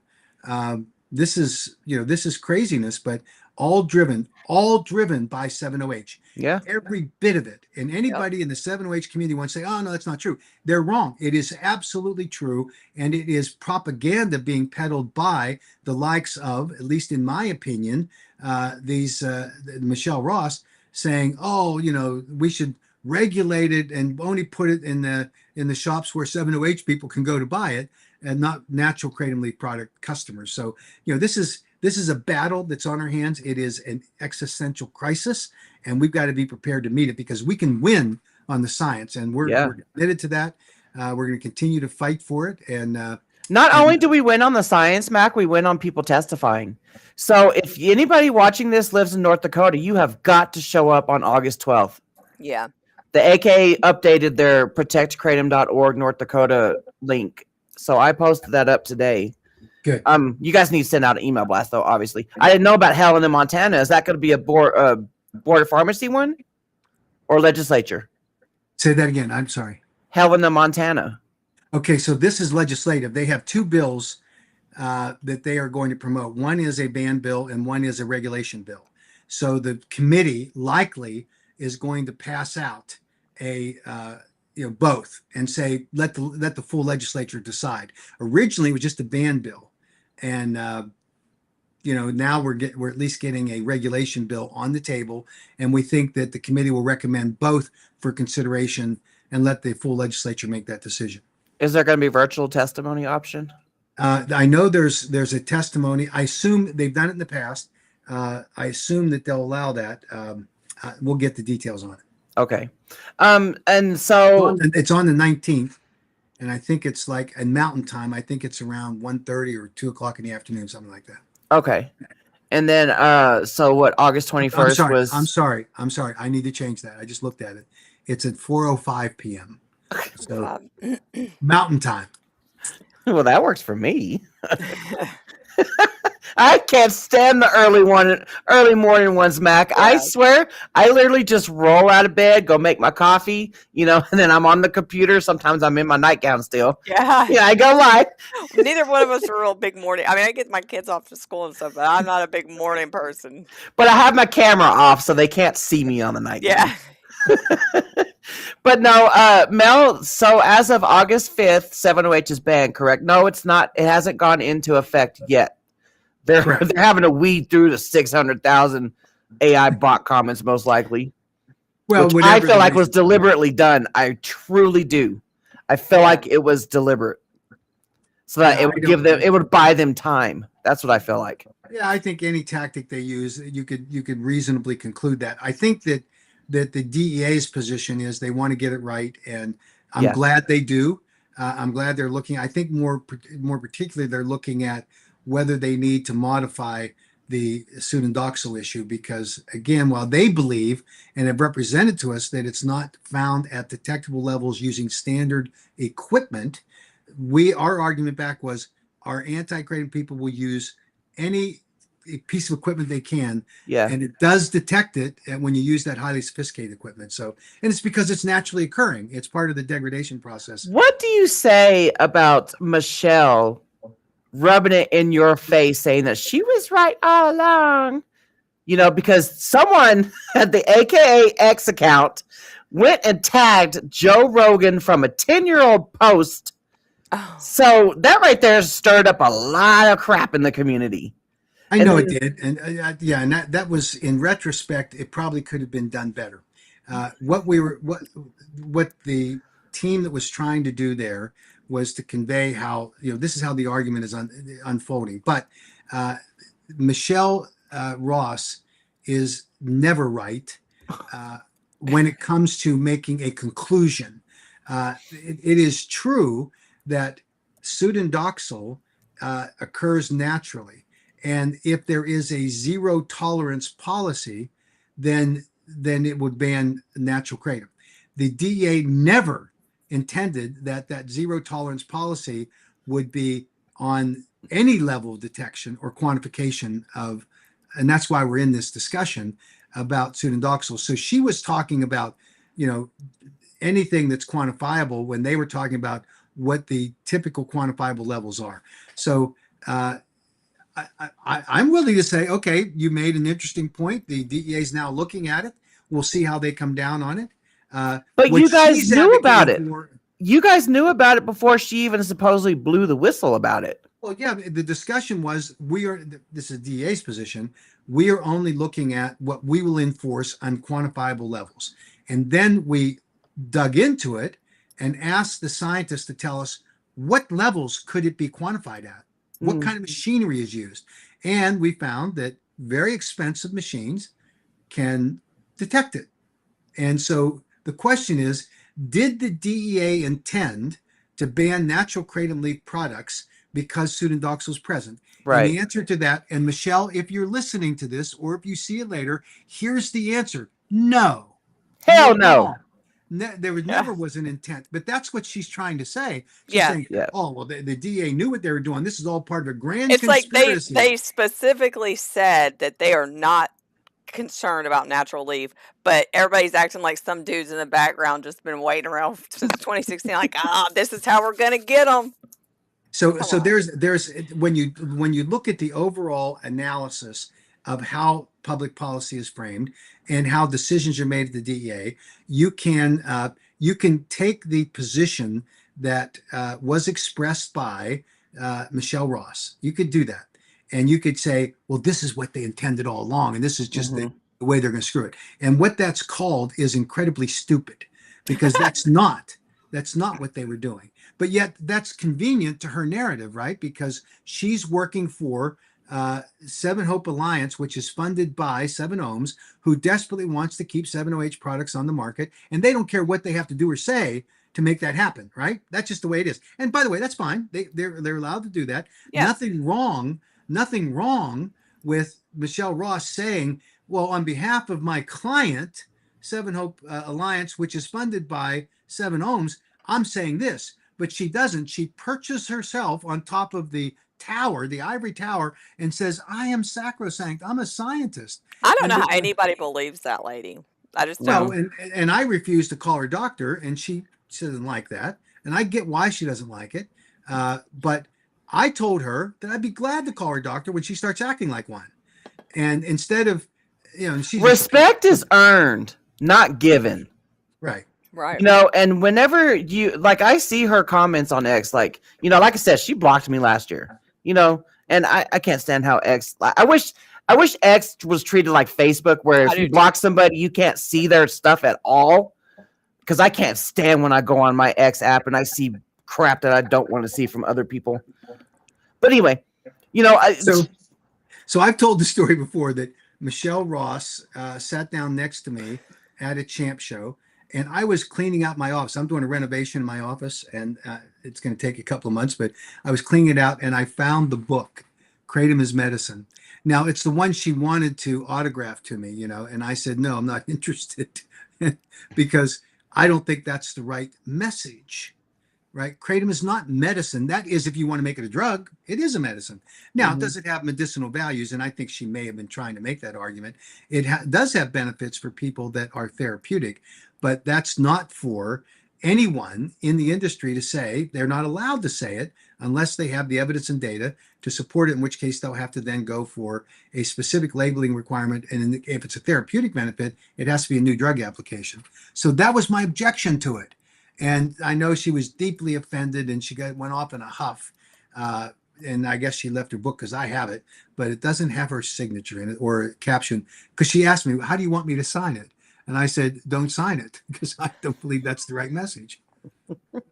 I mean, I even stopped the terminology, because I used to say, like, I only dose Kratom once a day. I used to say that, and I even stopped, that terminology, because to me it's medical. Yeah, you're right. But here's the good news: a consumer can say anything under the Constitution's First Amendment rights about the therapeutic benefits that a Kratom product has for them. The American Kratom Association can talk about how people have experienced therapeutic benefits. A manufacturer or a representative of a manufacturer cannot say, and even comments on their website can't say, oh, this helped me with my pain, because they're in control of that website. That's a violation of the Federal Food, Drug, and Cosmetic Act. And that's the problem. And it's about following the law. And, the only reason that the 7-OH people don't like it is that the only way they can convince someone in the Kratom community to buy their product is if they offered that therapeutic benefit. This helps with pain, whatever it is.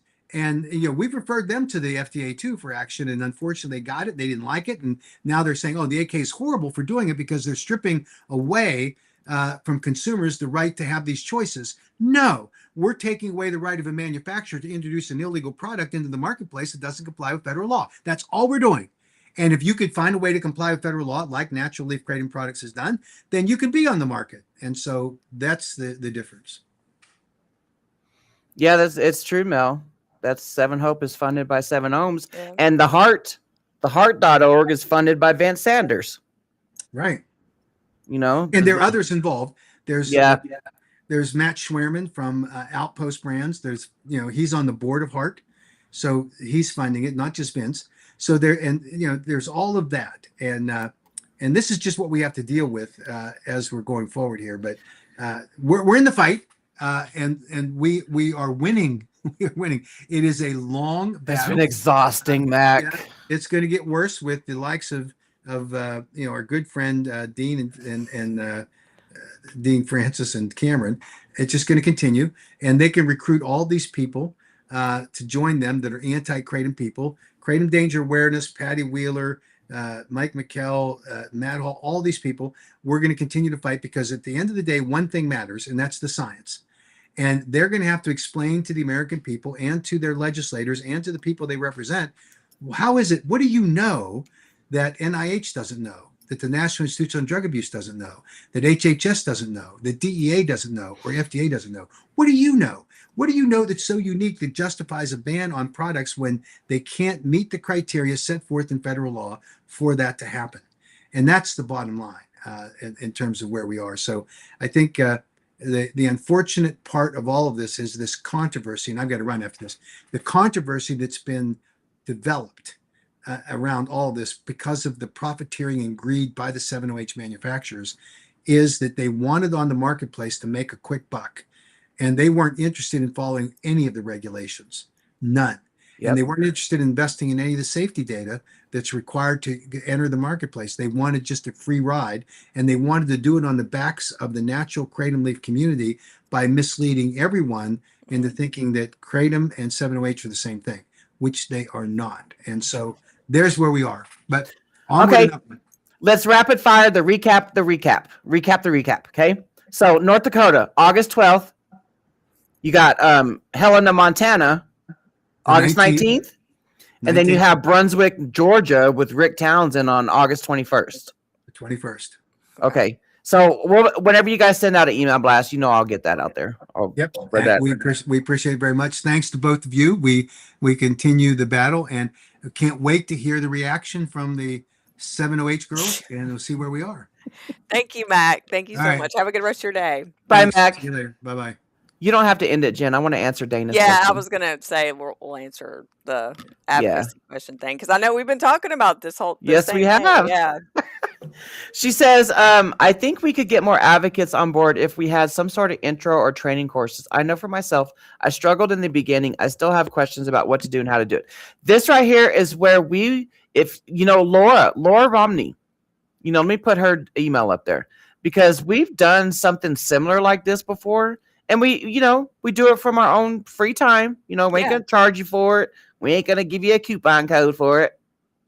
Yeah, if y'all ever want to, if you're interested in learning how to do Zoom, if you can attend virtual hearings or something like that, hit us up. And we do literally this exact same thing behind the scenes. And we can just kind of, get you comfortable, normalized, so it's not such a shock. So anybody that ever wants to have any question, I think it might be a good idea. Me and Misty were saying maybe, every, I don't know how often, but maybe let's just say, for example, once a month, do an advocacy training thing, and anybody could come and it'll be behind the scenes too, so it doesn't have to be streamed, you know. And you can, you don't need to have your camera on if you don't feel comfortable. Anything like that. We don't mind helping anybody at all that wants to get involved. I know what it's like to make that jump.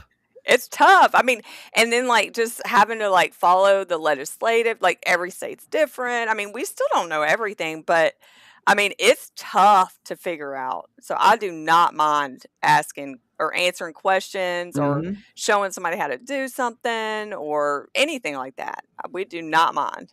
Yeah, let's totally do it. Because legislation sessions are going to be popping up here pretty soon. I mean, we are called Advocacy in Action for a reason. Exactly. I'm so glad you met Laura too. Shannon, you've been a rock star. Yes, you have, Shannon, girl. Yes, you have. I know I don't respond all the time in the chat, but it's because I'm doing 50 million other damn things. Yeah. Yeah, anybody that wants to, like I said, this right here, Laura is the GOAT. She is the advocacy GOAT, and like I said, it's always nerve-wracking to make that jump the first time around, but once you do it, You're like, You are "This is on. it? Like, it's Yes, so much easier than you think," and then you realize that your voice makes a it difference. does. Our voices, just our testimonies by itself, we have moved legislation needles. Yeah. Because legislators like you know what? I'm not even going to go there. I'm not even going to go there. They just wanna hear, like, real life people, Yes. if it's in your area, that's even better, but a lot of times, like I say in my testimony all the time, there's people that don't follow legislation, like, they're sitting there living their life because Kratom gave it back to them.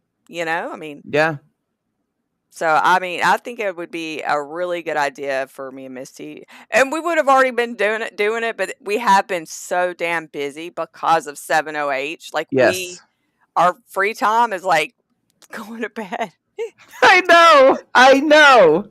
Like, making dinner for the kids and going to bed, you know what I'm saying? At one point, that's how it was, every single damn day. Yeah. And it's like right now it's kind of slowed down a little bit for these locality hearings, and there is a reason It is. why we do not post up these locality hearings. We got to hold those close to our chest. So Yeah, Jeff, and you know what? Like, Jeff, anybody that's like Connie, anybody that's already done the Zoom, yeah, like Shannon, everybody, like anybody's totally welcome to come to it, like to give pointers, whether you've done it, whether you haven't done it, yeah. Talk everybody's about your welcome. first experience, Connie. You did amazing. Yeah, I know. You did freaking amazing. I didn't even realize that. I was like, that Connie? I was Yeah, like, that Connie. Jeff does a freaking amazing. Shannon does freaking amazing. These oh people yeah, that are commenting right now have been ones that have attend these locality hearings. yeah. Jeff's always a boss too. Oh He's yeah. like, you and Jeff have that whole, y'all can just wing it. I'm not good at that at all. Like, I It's have to okay. read it, but I love it. We're all different, and that's what's so beautiful about it. That once made a difference, Connie. Yeah, I'm trying to tell you. yeah, But yeah, once you get over that hump, and then it starts progressively getting easier and easier and easier, even though you still got nerves prior to doing it yeah. again. But I'm telling you, Butterflies in your belly. yes. But once you get it done, you are on an advocacy high. Try to ban the advocacy. Good. It feels good to know that you matter. To people that make decisions. And No, that's what's don't put important. that next comment I up. know. That's Connie. We don't put any locality hearings up because we got haters that watch us. Yeah. We got haters, and then we get stolen valor haters. But yeah, I think this is going to be a really good idea. I think it'll bring more people on board. Oh, Tracy, you you're a too. rock star too, girl. You going in person? Yes, Tracy. I mean, there is a lot of great people in here, and it's everything happens for a reason. We all connect for a reason, and I think it's a wonderful, beautiful thing. It's okay, Connie. That's something we can talk about whenever. What we'll do is we'll get with Laura to figure out when she's free and available. Mhm. And so you guys, do this. Where'd that damn Oh, the ticker went. Oh, you know what? If you do the not the ticker, but the other thing, I think you did do that one. I did. Okay, do me a favor, guys. If you guys want to do an advocacy training, screenshot this email right here, Laura's email, and then put in the email, like I said, send your name, city, state to Laura, and then put down you would be interested in advocacy training. So do that, please. Screenshot. Doop, doop. Oh, wait. Let's do it one more time. Okay. I hope somebody screenshotted that for real. But yeah, this is seriously going to be I think it'll be a really good thing, and hopefully we can do it at a time where everybody can attend. And if not, if there's a big, want for it, and if people can't attend, I totally understand. Maybe we can record it. It's so much better though when you're there and you can ask the questions in real time, and just because it's. And plus, because you're there real time, you're talking to people on the thing, just like you're going to be doing on the thing, if that makes sense, because I'm just saying the thing now. The thing, the virtual hearing. No. Hey, Sherry. Hey, Sherry. Sherry's another rock star, too. She's the Yes, heck Mississippi rock yes. star, boy. Heck yes. She's been to Mississippi freaking capital more times than I can count. Yeah. And some locality hearings as well. You know, just because Mississippi has a KCPA does not mean it's safe. You know, any state, just because you have a KCPA does not mean it's safe. You know, because Right. their new strategy now is going around and trying to get sales bans. That's the new Yeah. strategy. And I have a problem with that. I have a problem with that because when sales bans start, then it can go down into a domino effect of banning it statewide. It's like wildfire. I mean, plus by the time it gets to the state legislature, they don't give a crap about like learning about it. They're like, well, 20 cities have already banned it, so we might as well just ban it statewide. I mean, Mhm. it's, you know, But I have a problem with the sales bans because, and I say this in my testimonies, is you know the grandmas and grandpas that aren't technology smart, you know, they're not going to know how to order online. right. You know, And it's so they're used to every overwhelming. Yeah. they're used to everyday routines. They're used to going in and getting their stuff, you know, something like that. Or that addict that is currently in withdrawal that might have saw, you know, one of my videos, one of Jen's videos, one of Jordan's videos, one's Chris videos. You know, they might have remember seeing our videos on the FYP on TikTok, you know, talking about how Kratom can help you with withdrawals. I think about people like that. Yeah. You know, because they'll be like, oh, wait, I heard about that. Let me go into the smoke shop and go get it. You know, my journey started from a smoke shop. Yeah. Well, and if you're in that routine and you've been buying it for a smoke shop, I know people that have been buying from a smoke shop for like 5 years. Yeah. And it's like they don't, you know, I hate change. Like I'm a person Mhm. like if it's going good, I don't want to change that. But it's like, you know, for them to have to like make that jump and start buying online and then, you know, just that's a big change, you It know, is a trying to big find a change. new vendor and then you get online and there's all these affiliates like throwing codes out or like, you know, I mean, it's just like overwhelming, you know, so I can understand. It's just, plus, even if they're just banning the sale and not the possession, it's still a ban and it's still the media reports it. It still sounds bad, you know? So, I Yeah. mean, anything that we can try and negate is a good thing. Oh, yeah, I hate him too, Mel. Thanks for coming, Dana. Have a good rest of your Bye, day. Dana. Yeah, I mean, online only would still be better than an outright ban, but it does still affect, like, dude, I would totally be fine if, you know, these state bans were just sales bans, you know, Man, but I know, but they include possession in that shit. mhm. But like these locality hearings, most of them don't have possession. Some of them do. And that really irks the crap out of me. Hold on, Tracy. This sounds like a Mac thing. Sales manager lipstick on a pig. You got that right, sister. Because they can still buy online. And it's costing the locality sales tax. hmm It's so stupid. You But know, it's, one of the 708ers made a meme of you before with lipstick on a pig. oh my God, I forgot about that. That's Yeah. so stupid. Dude, they are so petty and childish. So petty. Actually childish. He has done a lot. His You go, just go to his TikTok, right? yeah, his TikTok. We don't. I'm sorry, guys, but we don't. Oh, wait. What? I thought she was talking about his videos. How do we find Jordan's? Oh, videos. I Yeah, thought she said yeah. website. I was gonna No, we say. don't do vendor promotion. Yeah, we don't do vendor promotions. This ain't no damn 1990s infomercial around here. Yeah. Yeah. But I he's a agree. great advocate. I agree, Lunar, that online, you know, is better. But there's a lot of moving parts to that.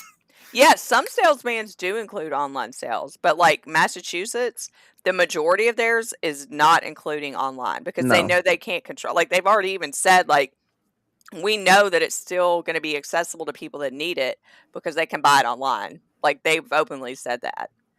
So a lot of the Massachusetts places, maybe one or two.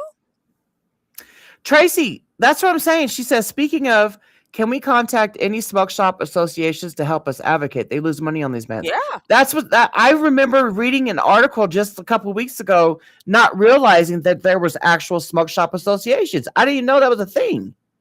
But then you got to realize that they're losing the money from 7OH now, because Kratom was pushed out and 7OH was pushed in. That's another thing. Yeah, Connie. A lot of places, but see, the thing is, like, unless they really, like, these localities, it's like lipstick on a pig. It just looks good. Somebody asked for this ban. And so it's a piece of paper. Like, it's not a legitimate law to where, like, if a vendor, you know what I'm saying? Like, the processors still accept it. It's crazy. It's just, it's probably something that their local police would enforce if they knew about it. I don't know. It's just so many opinions I have on that.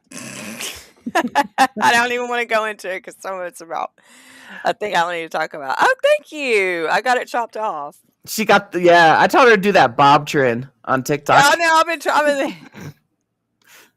that be rolling. Ugh. Botana Bay in Kentucky is fighting for to keep 7OH. Are they a 7OH vendor? So what? 7OH is a Schedule 1 in Kentucky right now. Yeah, it is. That's another thing. A lot of these people that are in banned states, and some have been banned for a long time since last year, are out there like actively advocating for 7OH. Bro, that shit's a Schedule 1. It's about to be a Schedule 1 everywhere. 7OH, yep. It's not if, it's when. Yeah, exactly. And I've said this before millions of times that I wouldn't give a dang fuck about 7OH if it did not come to the market and claim and say that it's Kratom. Yep. I wouldn't care about I would not care about advocating against it. I wouldn't care about nothing. First of all, I don't hate the people that take it. Do not put words in my mouth. Right. I have never said that shit. We are not talking about the consumers. We are literally talking about the substance and the greedy ass industry. Mm-hmm. I hate the substance. Oh yeah, I did at Champs. Yep, I sent you that. Yeah, he was at the AK booth. Melly got hers cut off too. Melly, sorry. Y'all just walk around with some bobs. Yeah, we should both do the bob trend. If you haven't seen it, I'm sure you have though, because you're. I don't know. I didn't know about it until Missy sent it to me though. Yeah, but my thing is, we fight everywhere, Crystal. Yeah, we ain't selfish. If I don't know, my thing is any decent Kratom vendor that would advocate for 7OH is mind blowing because they're getting put out of business. Yeah. Unless they're somehow making money off of it, or they already have a stack of fucking money sitting around and they're just like, I ain't prohibition, I don't know. But yeah, I mean, people keep on saying like, oh, well, there's already so-and-so that's going to replace it. They've already come out with like 10 substances to quote unquote replace 7OH. I don't give a shit what they alter or what they come up with, what they Frankenstein together, as long as they don't put it out on the market and call it a Kratom product or an alkaloid, anything to do with Kratom. Mm-hmm. I don't give a shit what y'all put in your body, but you start coming after Kratom, and that's when I get into the picture there. Yeah, that's why I had commented that pretty much on Drew Turner's X post, saying that I didn't start advocacy Kratom raging until I started seeing that these local, city, counties, and states were banning Kratom because of 7OH. I see it with my 4 eyes, man. Yeah. Not no hearsay. People are like, well, Kratom was under attack before. Nothing like it. Nothing like this. Been. It's like I said earlier, anybody that doesn't see it is literally walking around with their eyes and their ears closed. Or they just don't care because they're making money elsewhere. I don't know. What's those 3 monkeys? The see no evil, hear no evil, and do no evil. Yeah. Yep. Mm-hmm. Yeah. The 3 monkeys is walking around all over town. Don't hear shit about 70H, I guess. Yeah. I don't know. It's like you're surrounded, if you're really out there in the community and advocating, then you're hearing real stories. You know what I'm saying? Like, and 99% of the real stories we hear are horrible. Yeah. And I will forever say this. Kratom saves 95% of people's lives. 7OH ruins 95% of people's lives. Yeah, it does. get that mopping done, Shannon. Yeah. Mop it till you drop it. Because of Kratom, you could do that. Yeah, exactly. Synthetic drugs are going to be a thing. They have been for so very long, and they're still going to be around. But as long as y'all don't call that shit Kratom or put a leaf on it or anything, Yeah. I don't want y'all doing nothing with my plant that saved me. Like, I don't give a crap. Y'all can do whatever. But it's like for people to be like, you need to advocate for it. Are you advocating for the people that are benefiting from cocaine and heroin? I'm sure there's a couple that do. Are y'all out there advocating for them? I'm not. Mm-mm. And I'm not going to advocate for that bullshit ass 7OH either. Mm-mm. Fuck ass shit. All right. Well, I guess we're going to go. But yeah, stay tuned. Don't forget to email Laura if you're interested in that training thing. Yep. Put that And up. we'll, We're I guess we should have asked her first. We're kind of nominating her. I don't think she'll mind though, because she's dude, yeah, that is what she is. She is the way that she you guys would have to know what I'm talking about. Like when she gives her Kratom education to legislators, like her and Dr. Heidi. Dude, her and Dr. Heidi are freaking amazing. It is just like, oh, what? Oh, there's Laura. Hey, Laura. Hi. How you doing? So, yeah, we kind of nominated you for something over her. Anyway, there's some folks here that want to advocate, but they would like some advocacy type training, so yeah. we were kind of, just kind of saying. Yeah, well, me and Misty been talking about like doing something behind the scenes like this or like a Zoom or something, but not like streamed and just answering questions. Well, surprise! Yeah, surprise! Bad, we're just, yeah.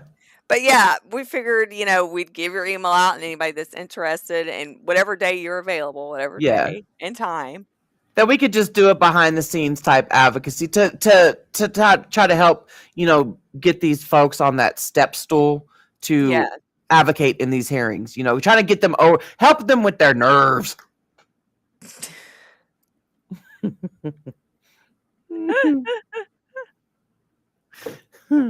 So we were telling people to email your email address and send their name, city, and state, and then that they'd be interested in advocacy training. So if you see, an uptick in your email. Yeah, if you see like a lot of emails going through like, I'm interested in advocacy training, that's what that's about. Yeah. I didn't even think about that. Like, she's like, what? I know. We were going to tell you later. I mean, for sure. Yeah, yes. But I guess your ear was itching. Man, my ear itches a lot, so I guess a lot of bitches talk about me. Yeah, we told them to screenshot you. We'll put the email back up here. Did you see Dr. Heidi's comment? Wait, about Greg? Remember that picture Mac brought down? Oh, yeah? She goes, I've always wondered who's in that picture. And then you said you thought it was who? Gary Busey. And she goes, I always thought it was, hold on. Who's Greg Norman? Greg Norman. I'm going to look him up. Look him up. Hold on. I'm going to bring it up so I could show everybody. Oh! Hold on. This is the picture. I was like, what? All right. Hold on. Let me. I thought it was like the 1980s Busey. I thought, okay, he's got this right here. It looks like Greg Norman. Mac does. I know. When I read that, he was in the middle of talking, and dude, it was everything I could do to hold my tears back. I was crying. I mean, I was laughing so hard. Now pull up a 1980s Gary Busey. Hold on. Dude, he looked kind of rough. Let's see what Gary looks like. Let's No, see. don't do it today's Gary Busey. Oh, See? yeah. See? It looks like him. He didn't have a polo on really in any of these.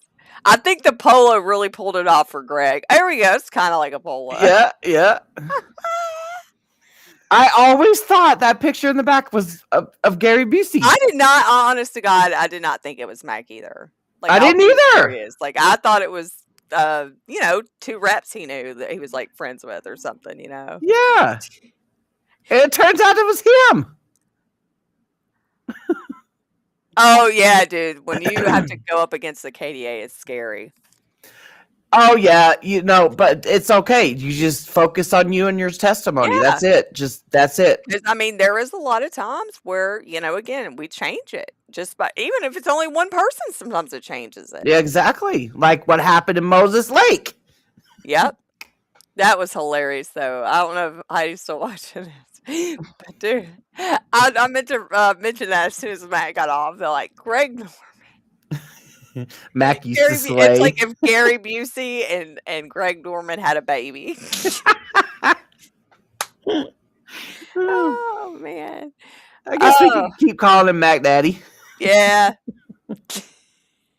That's what you have, right? Yeah. As the intro. Yeah. Okay. Now, All right. what, Tracy? With who? Gary Busey or Greg Norman? Shut up.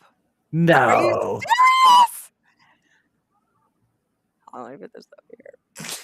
People know what we're talking about. I forget, like. Sorry, Tracy. You just. Oh, my Lord in heaven. I have to know which one she's talking about now. Me If it's Greg too. Norman, how obscure. I could see Gary Busey getting around, though. Oh yeah. Gary! Oh girl. Yeah. Dude, I could see it. Back in the day, that shit was funny as hell. Like, I could see it. Oh me, oh my. Okay, that's gonna have to be a story time Did today. you say? Did you taste his buttered sausage? Okay, I don't want to know. I don't want to know.